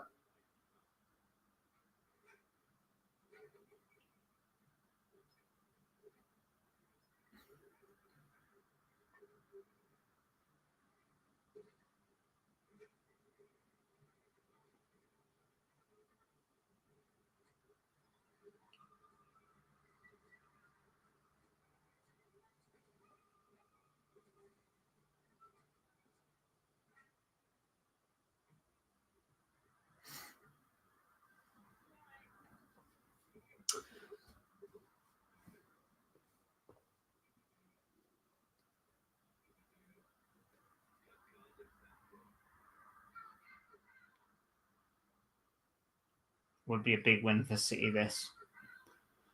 Would be a big win for Manchester City, especially with, Arsenal and Liverpool and United also winning this weekend. I know it's obviously the opening day of the season, but you just want to get that win under your belt, you know? You don't really want to be chasing it later on down the line at any point. You just want to get that first win under your belts. And get off to as perfect a start as possible. Chelsea's only 10 fixtures, by the way. I mentioned this earlier, but I said that Chelsea's next 10 fixtures are against Wolves, Palace, Bournemouth, West Ham, Brighton, Forest, Liverpool, Newcastle, Man United. So, obviously, with this game being the exception, they have Wolves away next week. You know, that could be an interesting game. Of course, Wolves starting off against Arsenal, then going on to Chelsea's not exactly going to be the best for them, but Wolves was certainly a team that Chelsea did struggle against last season. Crystal Palace at home, that could be an interesting London battle there. Bournemouth away. Bournemouth, I know, caused Chelsea some problems last season. West Ham away, again, another fierce London battle there. Brighton at home. Brighton picked up a brilliant win yesterday under their new manager. So it's going to be interesting to see how they continue to develop and how this manager continues to adapt. Forest at home, Liverpool away. That will be a tough test for them to go to Anfield. Newcastle at home. The Magpies will be tough there. And of course, Man United away. That's going to be a tough battle for them as well. So again, I don't think you can read too much into today's game against City, but certainly over the next several weeks, where until they start facing the Liverpools and Newcastles, Arsenals, Man Uniteds, that's when you can really start to maybe like judge them over the next few weeks or so. They have got some favourable games. They have got some games that you probably would expect them to win in. So yeah, a lot to work on there. And then if we just look at City's next 10 games, obviously Chelsea today, next week they face Ipswich at home. That could be a really, really interesting game, that one, as far as what City are concerned in terms of getting a lot of goals on the board. West Ham away, Brentford then at home, Arsenal at home.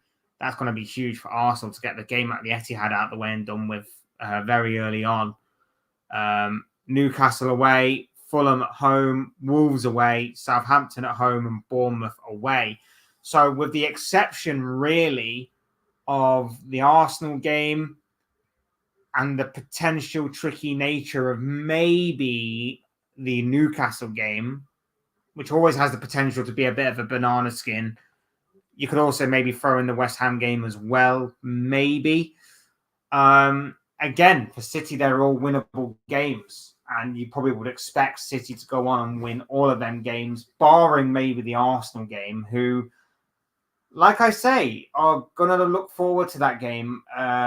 Usually, when in these types of situations, these past couple of years, the Arsenal Man City game to be played at the Etihad is normally played at the end of the season. Now, of course, I know a couple of years ago it was initially set to be played at the beginning of the season, but I think they had to move it because of the passing of the Queen and things. But yeah, to get that Arsenal game to get that City game out of the way and done with, especially the game at the Etihad rather than at home. That's going to be huge for Arsenal, in my opinion, and that could really, really set them up for something big this season. Of course, there's still a lot of football to be played, and you've got to obviously win the games that you're expected to win. But that, I think, could be huge for the Gunners. That could be really, really huge for the Gunners in that aspect. But as far as what the here and now goes, look, City got some really favourable games. They can really crank the tempo up very early on this year in those kinds of games. But at the same time, like I say, those other teams are going to be looking at City and going, we've got a good chance here. We faced them really early. They're probably not going to be at the races fully.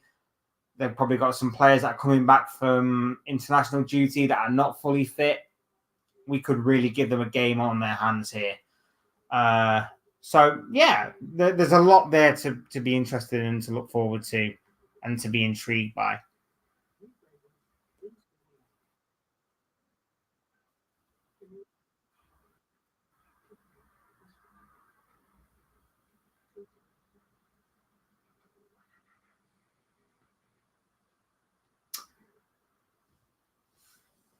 Looks like City are in for a change, though. Looks like Phil Foden is coming on.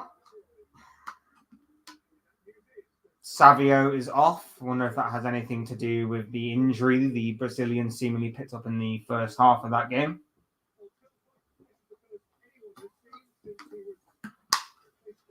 We'll also be interested to see what they do now. Does Bernardo Silva maybe go out towards the right? Does Foden come into the midfield? Does maybe Doku go back out onto the right, Foden onto the left, or does Foden just stay out on the right wing? So there's a whole host of options that they can change up and be fluid in Man City. So we'll see how this one goes as the second half gets underway.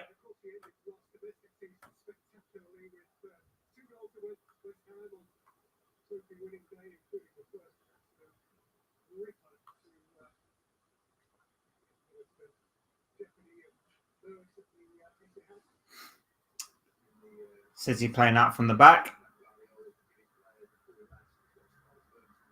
Nice little play. They beat the press well down the left-hand side. But they've given it away, though. Oh, vital interception by Guardiola. Otherwise, Cole Palmer was through. On the flip side, though, Doku down the left wing with some space to move into. He's kind of got to go it a bit alone, though, as Lavia comes over to cover. Cut back. Guardiola into the path of Kovacic.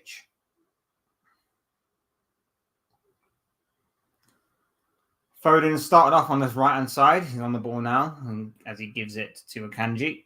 And back again.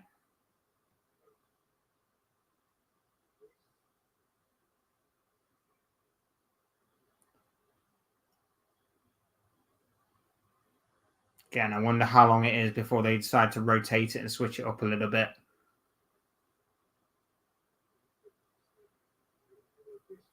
Oh, De Bruyne's ball in. It's no one there, though. Sanchez. It was calmly done initially by I think, Fofana. Ball gets played in and tried to go across. It's calmly dealt with initially by, I think, have Augusto or Fofana to give it back to Sanchez. And then Sanchez just gives it straight to Kevin De Bruyne. But his cross doesn't find anybody, fortunately, for the Spanish goalkeeper.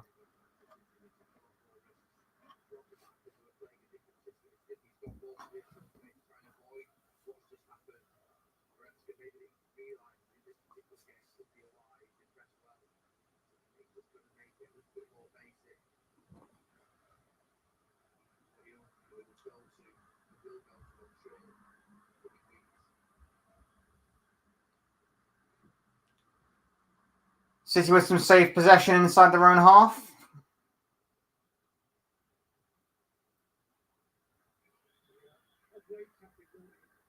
Edison assessing the situation.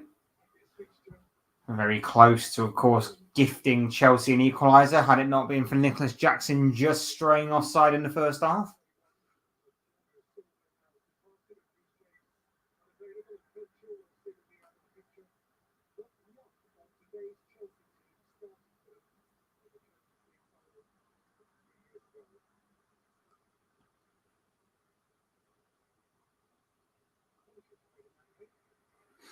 Chelsea win the ball back, though.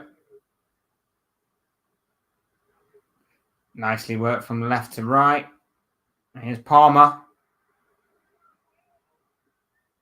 Plays ball inside, it's into the middle. It just couldn't bring under the spell of Nicholas Jackson, and City managed to get it away.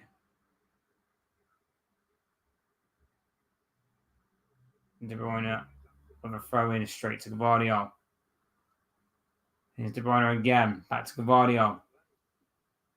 Swings the ball over to the right-hand side, but it's not a good one, and Cucurella can head the ball away.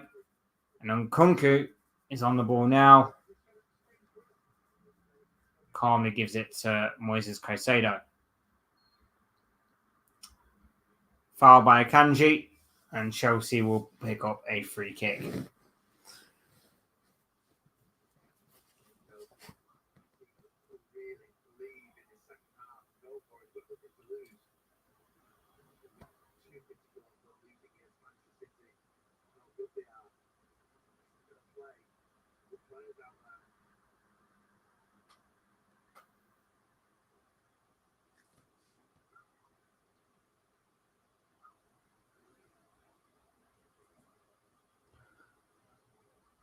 Kanji. I said Kanji. I don't know why I said Kanji. Chelsea are on the ball. Poor by Gusto. Giving the ball straight to Doku. Win it back, though. Fair play. Fair play on winning it back. Long ball over the top looking for Jackson, and it's just a little bit ahead of him, and Edison can gather.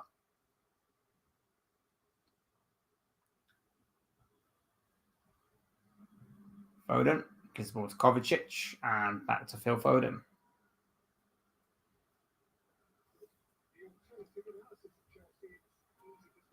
Be interesting to see where Phil Foden plays this season. Interesting to see if there is a lasting injury to Savio and all of that stuff as well. Where does Phil Foden get deployed? Whether it be right, left, centre. Centre is obviously where I think he wants to play and where I think he's most effective. But Pep will do Pep things, I guess.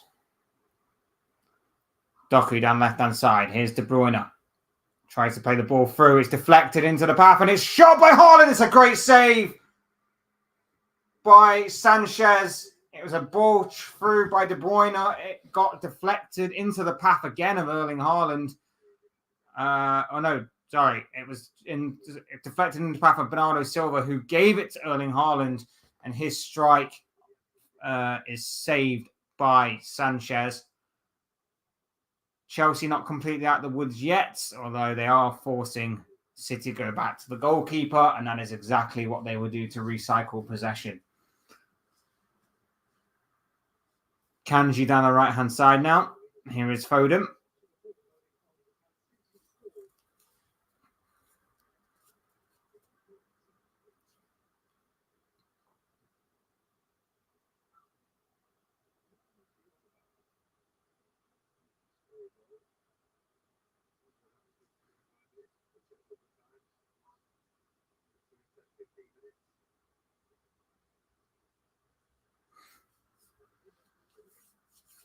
City just slowly building up from the back here.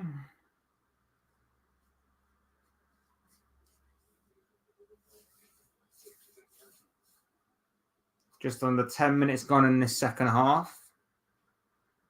Will be interesting to see how the subs are used as well. Like I say, there are a few names on that Chelsea bench I'm interested to see. The likes of Pedro Neto.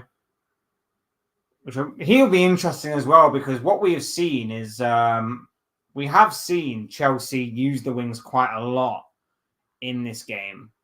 And he can certainly be a danger. And especially as the game goes on, players begin to tire, they could deploy him down the left. The only caveat to that, of course, is that in terms of pace at the very least, City could throw on Kyle Walker to try and counter that potential threat. Sanchez goes long, looking for Nkunku. He manages to win the header and he's flicked it onto Cucurella down the left. He's cut it back, but it's cut out by Phil Foden, who can calmly pass the ball on to Mateo Kovacic, and Kovacic can advance with the ball. Here's Haaland. He's looking out wide. Was looking out wide for Doku. Fofana with a late challenge on the Norwegian striker, and City come away with a free kick.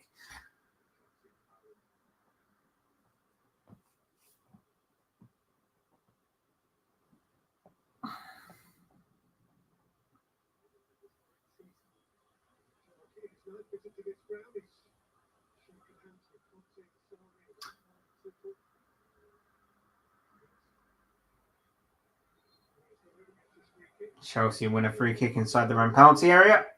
Bernardo Silva with a foul on Cucurella. I think he's done all right, Cucurella, to be fair. I think he has really done all right. There was obviously a lot of talk about him in the Euros, about how great he was, and admittedly, he was probably the left back of the tournament.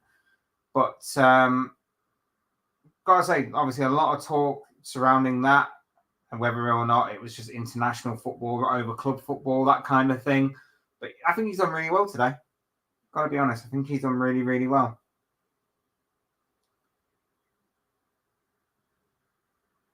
Doku in for a race with Gusto, but he's just knocked the ball a bit too far ahead of himself, and it's run out for a throw-in anyway.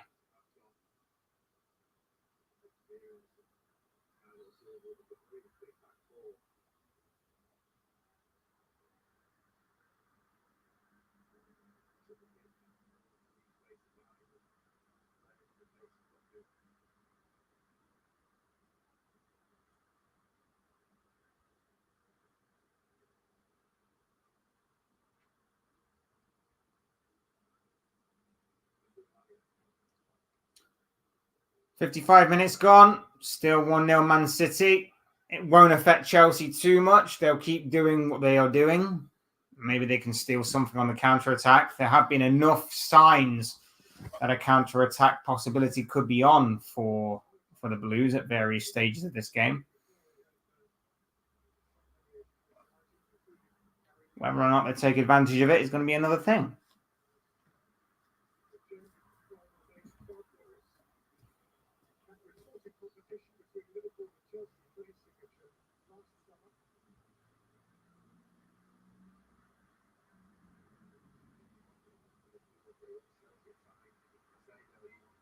Palmer try to play it out wide. Gavardio with decent inception, and the ball breaks for City. They've got De Bruyne over here. They didn't get their head up in time to use him. De Bruyne was seemingly free down the left-hand side. They'd have got their head up and looked.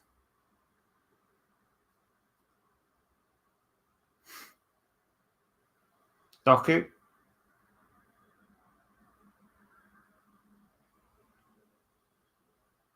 Kovacic. Just playing the ball around City from left to right. Foden down the line. Foden again. Tries to play it down. It's blocked, but it's back with City again.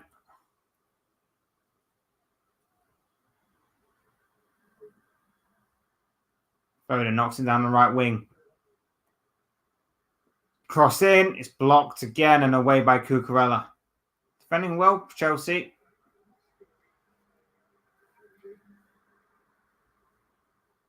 Enzo wants a foul on Akanji, but not doing. It seems that we are going to get Pedro Neto.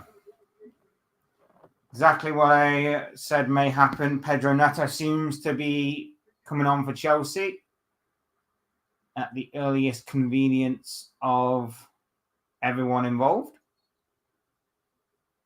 Here we go. Pedro Neto making his Chelsea debut.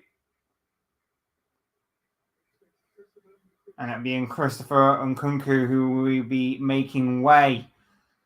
I think Nkunku's played very well. I think he has played very well. I think he's been probably the brightest player in a Chelsea shirt, in all honesty. The only thing I will say about Nkunku is it's probably the right move considering his injury issues. Maybe wrapping the guy up in bubble wrap may actually not be a bad idea in the long run. So as much as I think he has been probably one of Chelsea's brightest players, I do think that managing his minutes and managing his fitness levels are obviously going to be something that is going to be really, really worked upon for Chelsea. Because I think he is a very good talent. I think he's a very, very good talent and someone that I remember saying when obviously he was at Leipzig and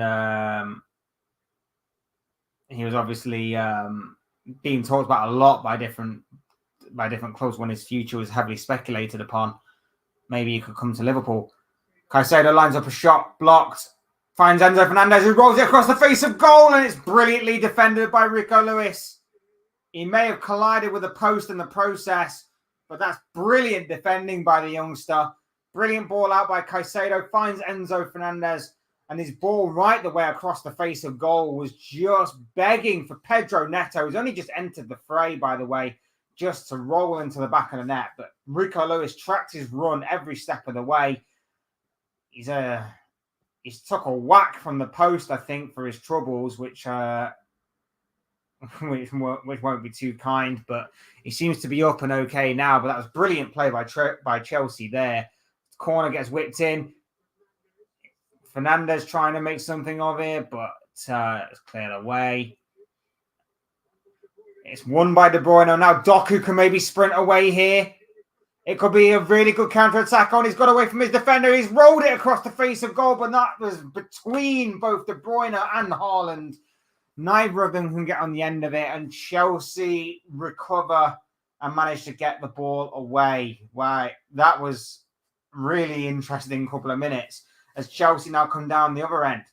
Rico Lewis again having to do some defending from Pedro Neto, and he succeeds whacking the ball away, and Chelsea can pick up the loose ball and maybe begin another attack. But what a couple of minutes that was from one end of the pitch to the other. Jeremy Doku, just the final ball was not good enough, and that's going to be something that is going to go against Doku, I think. I think his end product is something that a lot of City fans have really called out last season. And I think it obviously may shine through again this season. It's going to be interesting to watch that develop. I know he's still relatively young. As Neto gets a cross in, it's headed on, kept in by Gusto, headed away. Caicedo heads it back. It is Jackson! Saved by Edison! Chelsea sensing an equalising goal here. Jackson's down and he will receive some treatment, maybe a bit of cramp, or maybe the hamstring's gone. One of the two. I think he should have done better there with that opportunity. It's a brilliant ball in by Neto. Header's not that great, but Gusto manages to keep it alive. It's initially headed away, headed back in by Caicedo. And Jackson just gets the right side of Ruben Diaz, who can't make, obviously, a challenge. He just hits it straight to Edison. He just hits it either side of Edison, and I don't think the goalkeeper can react enough to maybe make a save, but he just hits it straight at Edison. And we are still at 1-0. We are still at 1-0 because of that. Caicedo delivers a cross. It's gone all the way through to Pedro Neto. It's took a heavy touch, and Edison can gather the loose ball. But there are signs here for Chelsea. There are signs of encouragement that this game isn't over. There are signs that maybe the Blues can get something from this game. They've had a bit of joy these past few minutes. We're just over the hour mark. It's still 1-0 to Manchester City, but Chelsea certainly not out of this by any stretch of the imagination. They certainly have got some life still within them.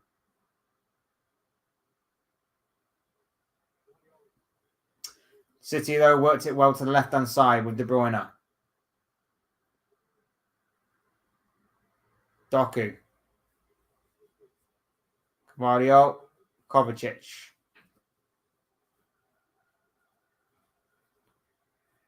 Steadying the pace a little bit. City trying to take the sting out of the game. Here's Foden. Lovely little ball on the inside. Well defended, though.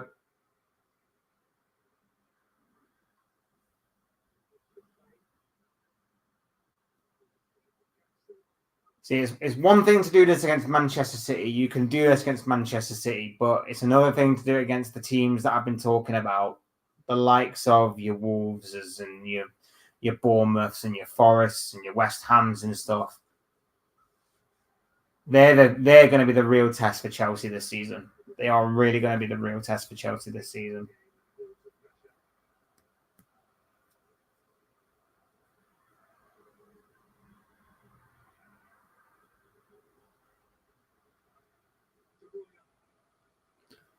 Bruyne down the left wing to Doku.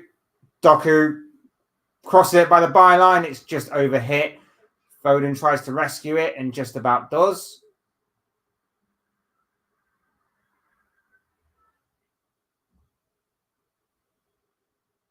Gathering of control between them both.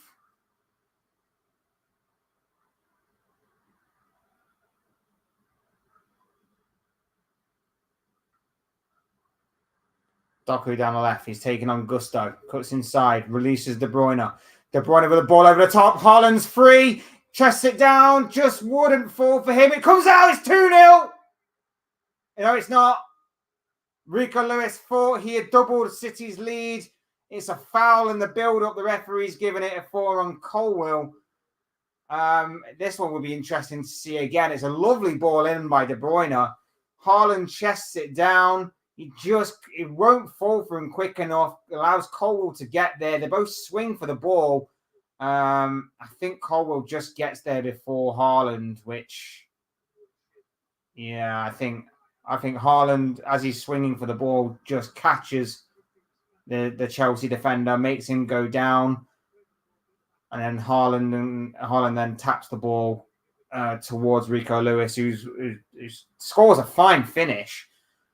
But I think the referee had already given a foul on Colwill, and Erling Haaland is also in the book as well.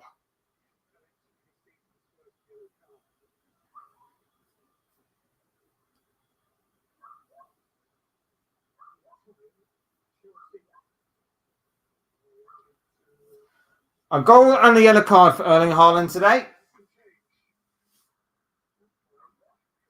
It does look like Chelsea are going to be making more changes, though. Nicholas Jackson is off.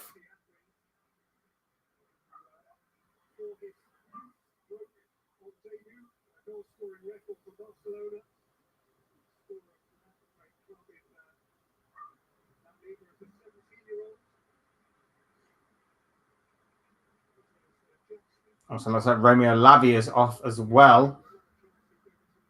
Yeah, Nicholas Jackson's off for Guiu, and Lavia is off, and Kieran Dewsbury-Hall is also making his debut as well. Obviously, a player that Enzo Maresca knows very well from his time at Leicester.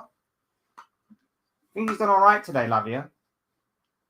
He's shown some nice touches, some nice turns, and things of that nature. Just be interesting to see if, again, he can manage his fitness to stay in this Chelsea team.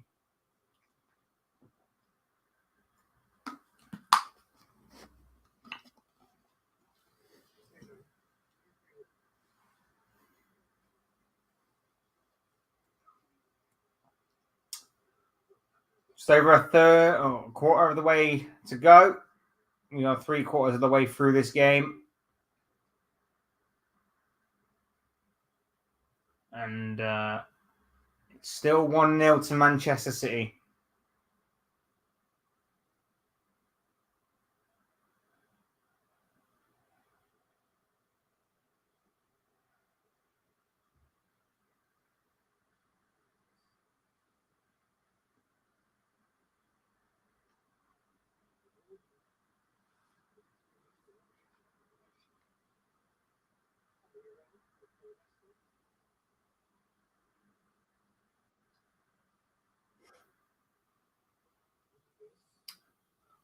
Long ball played over. Doku escapes.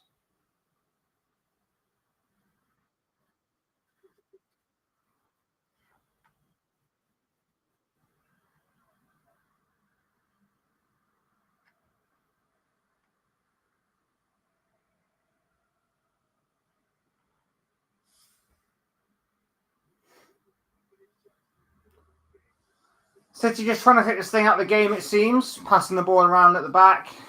Just trying to just cool the momentum that Chelsea were building up a few minutes ago.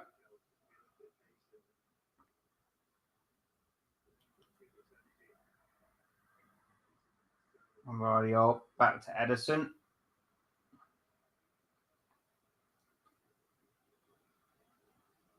Chelsea now trying to spring the press, but City done well to get rid until they give it away.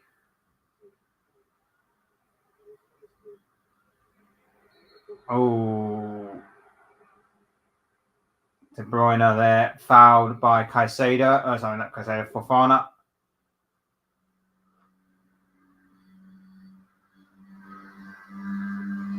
Yeah, just catches him on the ankle, and De Bruyne goes over. Free kick, Manchester City.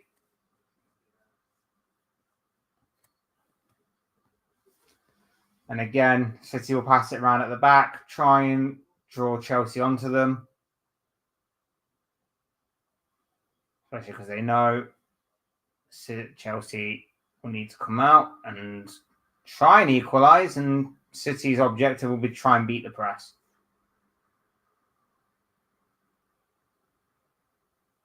It's not been perfect, but there are certainly signs there that this can grow into something for the Blues. So we shall see how it goes.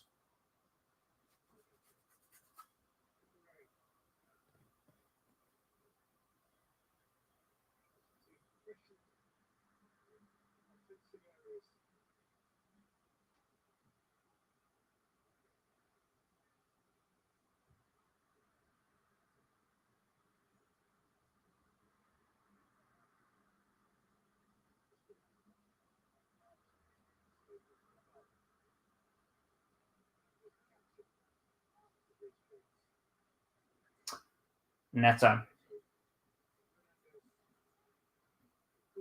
Crossed in. Edison's not probably dealt with that, but he's fortunate that the ball manages to go through to Doku.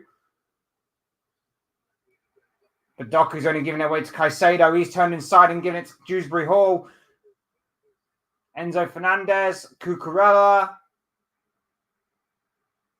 Neto. Ball goes in. It's overhit. It goes all the way through. Gavardio should tidy up and does so. Smashes it away out for a throw-in to Chelsea. Wasn't exactly convincing, or none of the goalkeeping by Edison's really been convincing in all honesty today, but there you have it.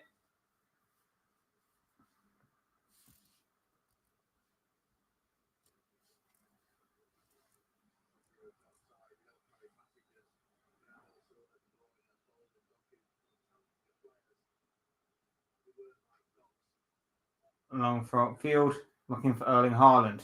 It's all on his own. Manages to win the throw-in.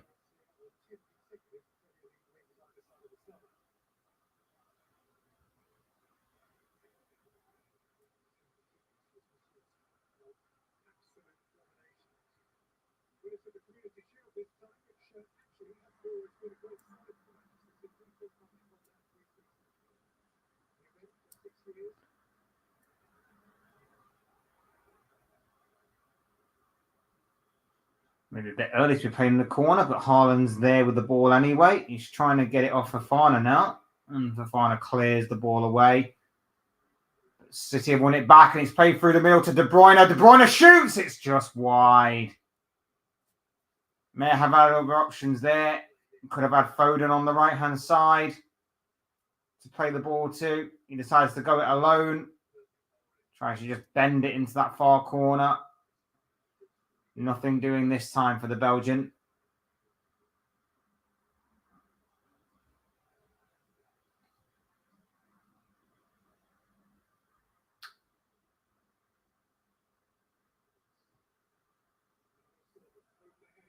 Lovely ball by Maresca. Silva to Rico Lewis, who tried to find Erling Haaland. And it's a very, very good block in there by Fofana. Because if the block hadn't have come, Haaland probably had a tap in there. Fantastic bit of play. Lovely ball by Bernardo Silva to find Rico Lewis. And then you could see the idea was just to find Haaland in the centre. Well-timed challenge by Fofana to deal with that.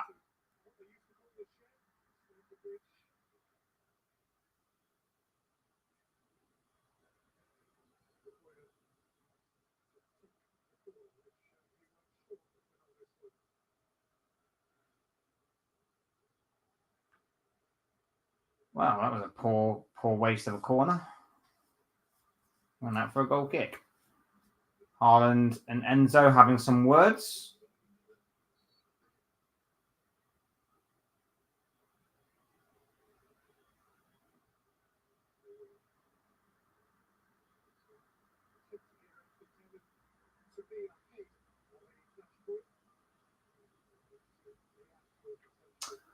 "15 minutes to go of normal time. It's still 1-0 to Manchester City.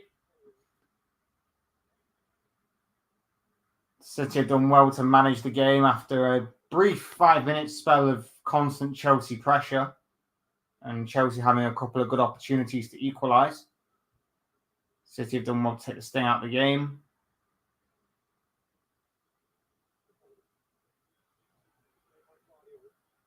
I think Kovacic has been outstanding for City, to be honest. Won't get a lot of the praise because he doesn't do any of the flashy stuff, but the hard-working stuff and breaking up play and things like that, I think he's done really well in to try and cover for that area where we normally would see Rodri operate.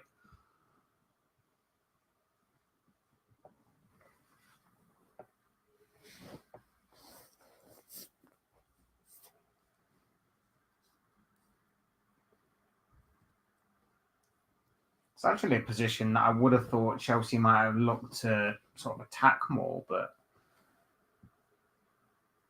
hasn't been that way.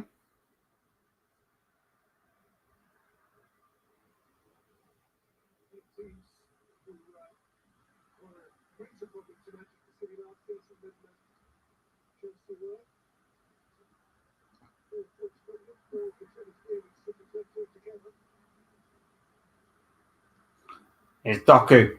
Got De Bruyne on the left of him. He tries to go through the middle for Haaland. Probably the wrong option in the end. I think he had De Bruyne on the left of him, who he probably should have looked to have played in rather than going through the middle for Haaland and forcing it. Enzo Fernandez now looking to spread the play out to the right. Here is Malo Gusto. Cuts the ball back for Palmer. Back to Gusto. Gusto with the ball trying to cross it in. It's blocked. And Gusto does well to win a corner. He's claiming handball of Kovacic, but it doesn't look like he's going to be getting it. Although Chelsea are surrounding the referee, they seem to be adamant that this is handball. Oh.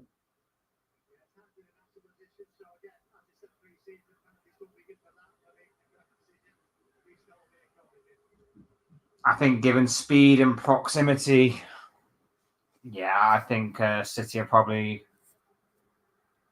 Chelsea are probably wrong to be trying to shout for the penalty there. It'd be very harsh if they gave that one.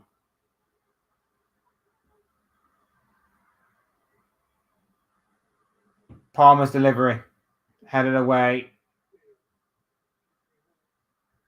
Dewsbury Hall will recover.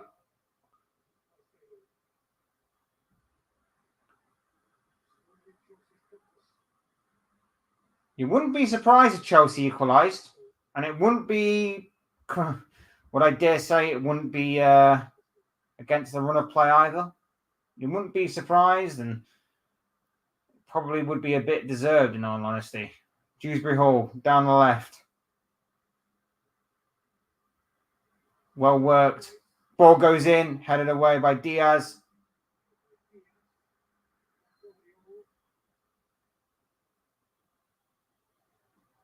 Chelsea still got it in a dangerous area here. They've just got to work this perfectly. Caicedo, no. Tried to force it and ended up giving away a goal kick.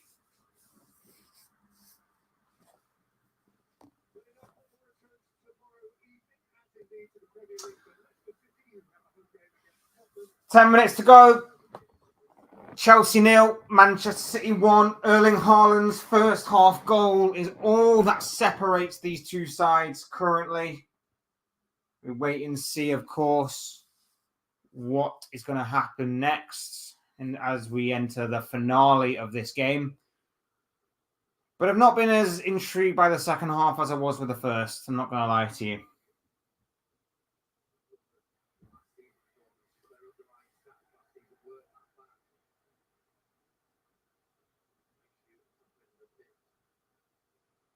Cucurella's gone down here.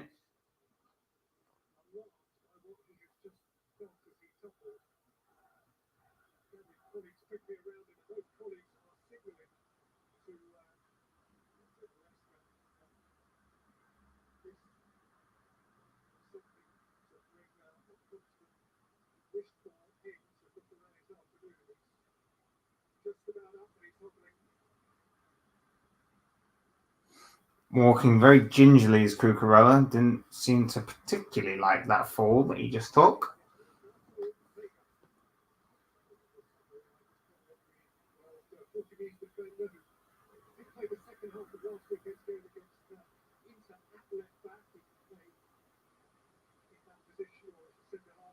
He will be going off anyway. He makes his way off the pitch, and on in his place is Renato Vega, another debutant of Chelsea, as you can imagine.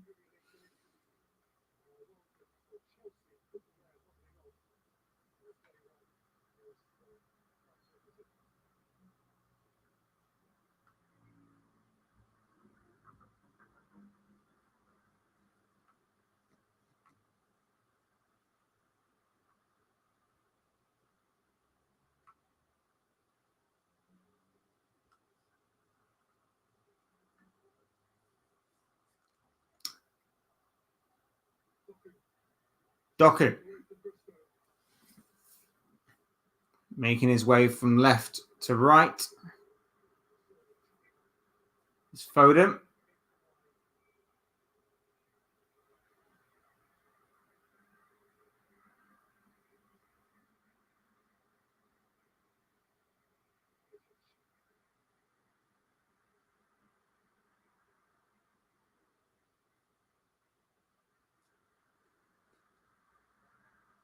It's interesting that Foden hasn't once stepped out from that right wing position. I know that you play the game in front of you kind of thing in these kind of situations, and I highly doubt he was ever going to bring on Foden for Savio in this game unless it had been for the potential injury. But it's interesting that it's not been rotated. It's interesting that Bernardo Silva stayed centrally. It's interesting that Doku's not switched once during this second half. And that Foden's been forced to play out on the right wing. So, interesting, that one.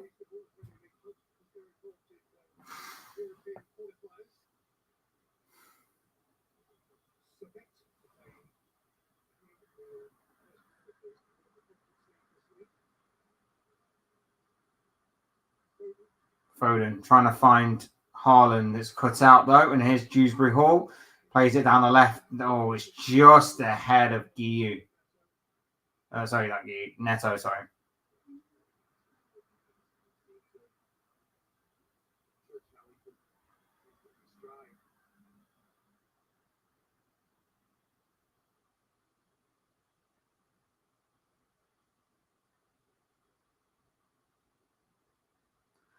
Just gone a bit dull this game. Just gone into a bit of a lull. Not the best.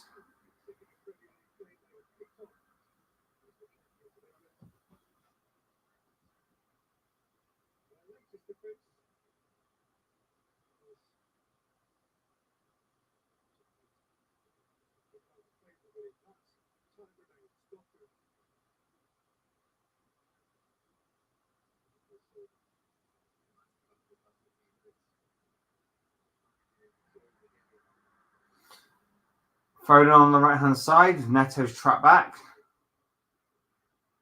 It's Kovacic.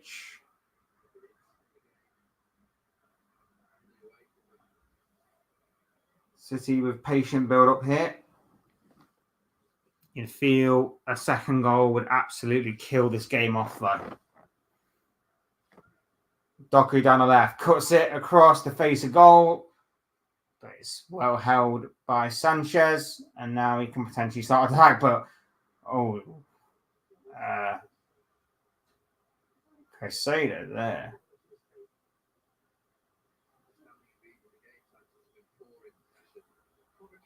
Kovacic is going forward and he strikes it. It's a goal. It's 2-0. And it's the former Chelsea player, Mateo Kovacic, who scored.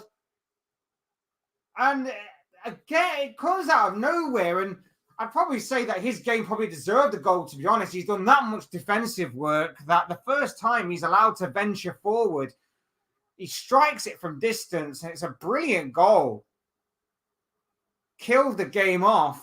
As I said, it would, that second goal. City are 2-0 up, and they have Mateo Kovacic to thank. It's the former Chelsea player who's got the goal.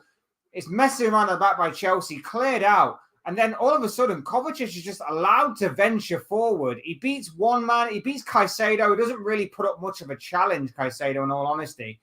Drifts past him with ease. He goes past Enzo Fernandez as well. Colwell is backing off. Colwell doesn't decide to try and close him down, and he's invited to shoot, and he shoots from distance, and Sanchez gets a hand to it, but it's not good enough to deny Kovacic from finding the back of the net. It's 2-0 to Manchester City. Mateo Kovacic with the second goal, and that is probably good night to Chelsea for this game. That was some really poor play by Chelsea right there.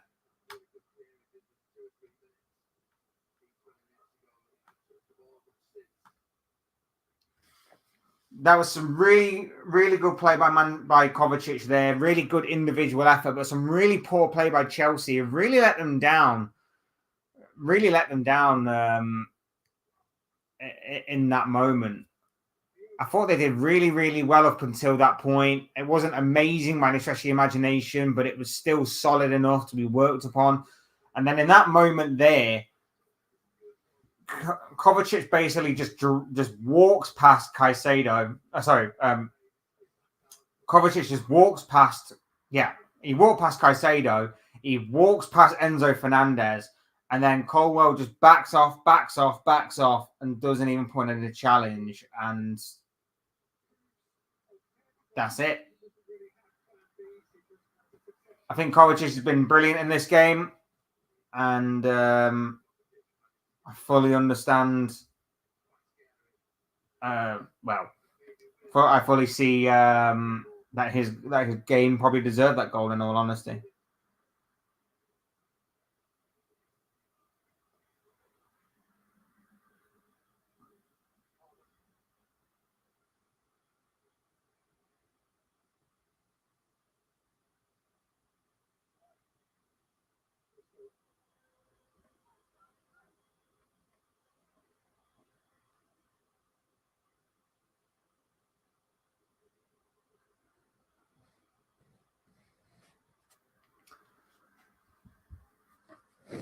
There you have it.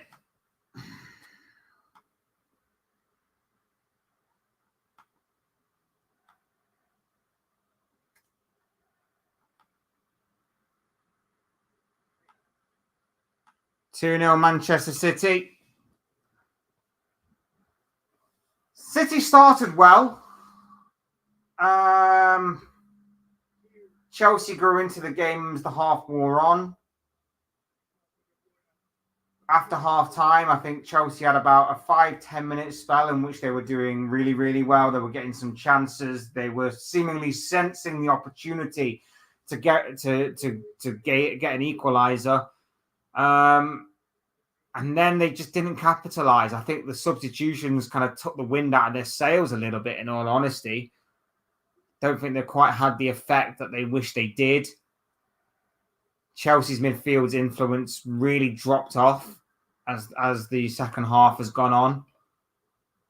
Enzo Fernandez, I'm sorry, but I don't see the appeal with Enzo Fernandez, in all honesty.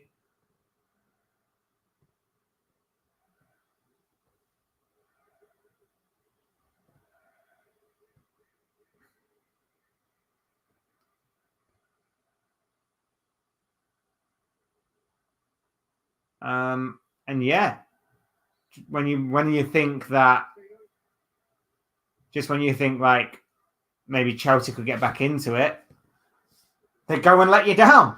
They go and let you down.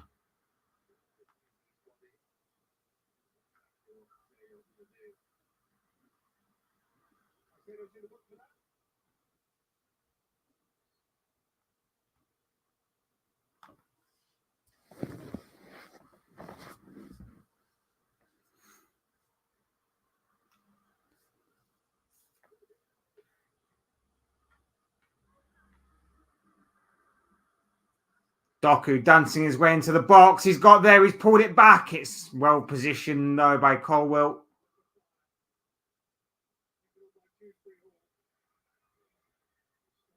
Bernardo Silva brings down Dewsbury Hall. It's a free kick to Chelsea. Lovely dancing feet there from Jeremy Doku. Tries to pull it back to find another light blue shirt. It's cut out, though.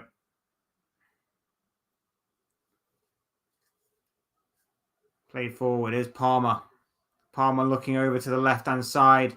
It's controlled. Neto, strike, blocked, and back to Chelsea to recycle. Here's Enzo Fernandez. 5 minutes of added on time here. So he played out at Stamford Bridge. Blocked, and Kovacic again. I think Kovacic for me has been man of the match. I think anything and everything that Chelsea have tried, he managed to put a stop to. I think he's been absolutely brilliant. And he's capped his performance off with a goal as well.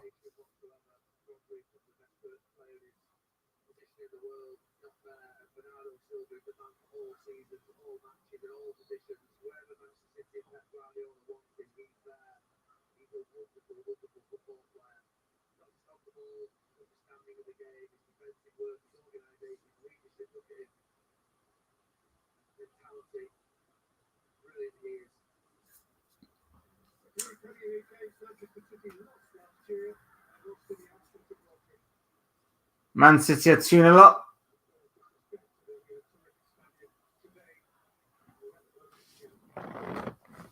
It's big. It's big for them. Especially after seeing both Liverpool and Arsenal also win by 2-0 this weekend. United win on Friday night as well. De Bruyne penalised there for a foul.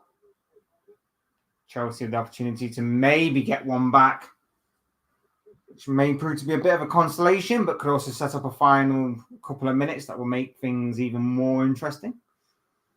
Gusto down the right, cross is blocked by Gvardiol.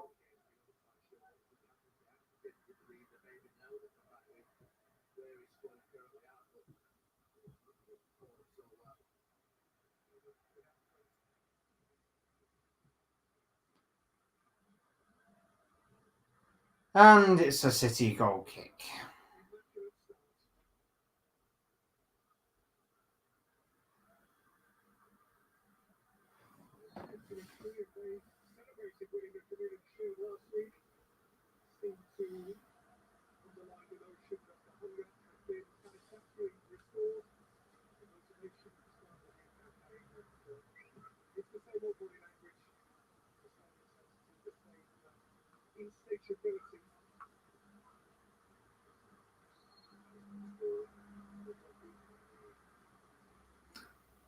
Foul from Fofana on Doku.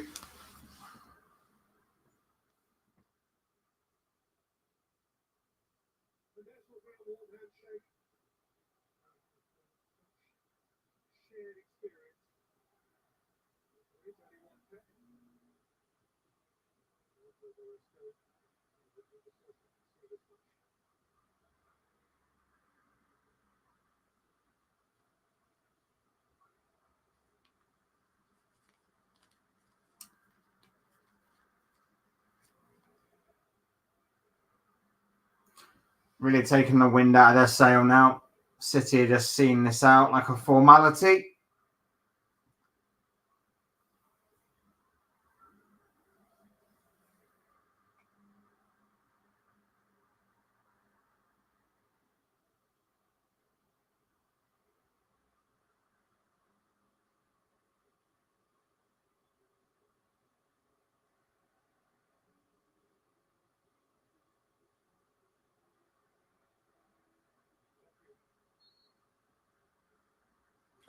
Doku's due to be offside, and Chelsea will get a free kick, which they take very quickly.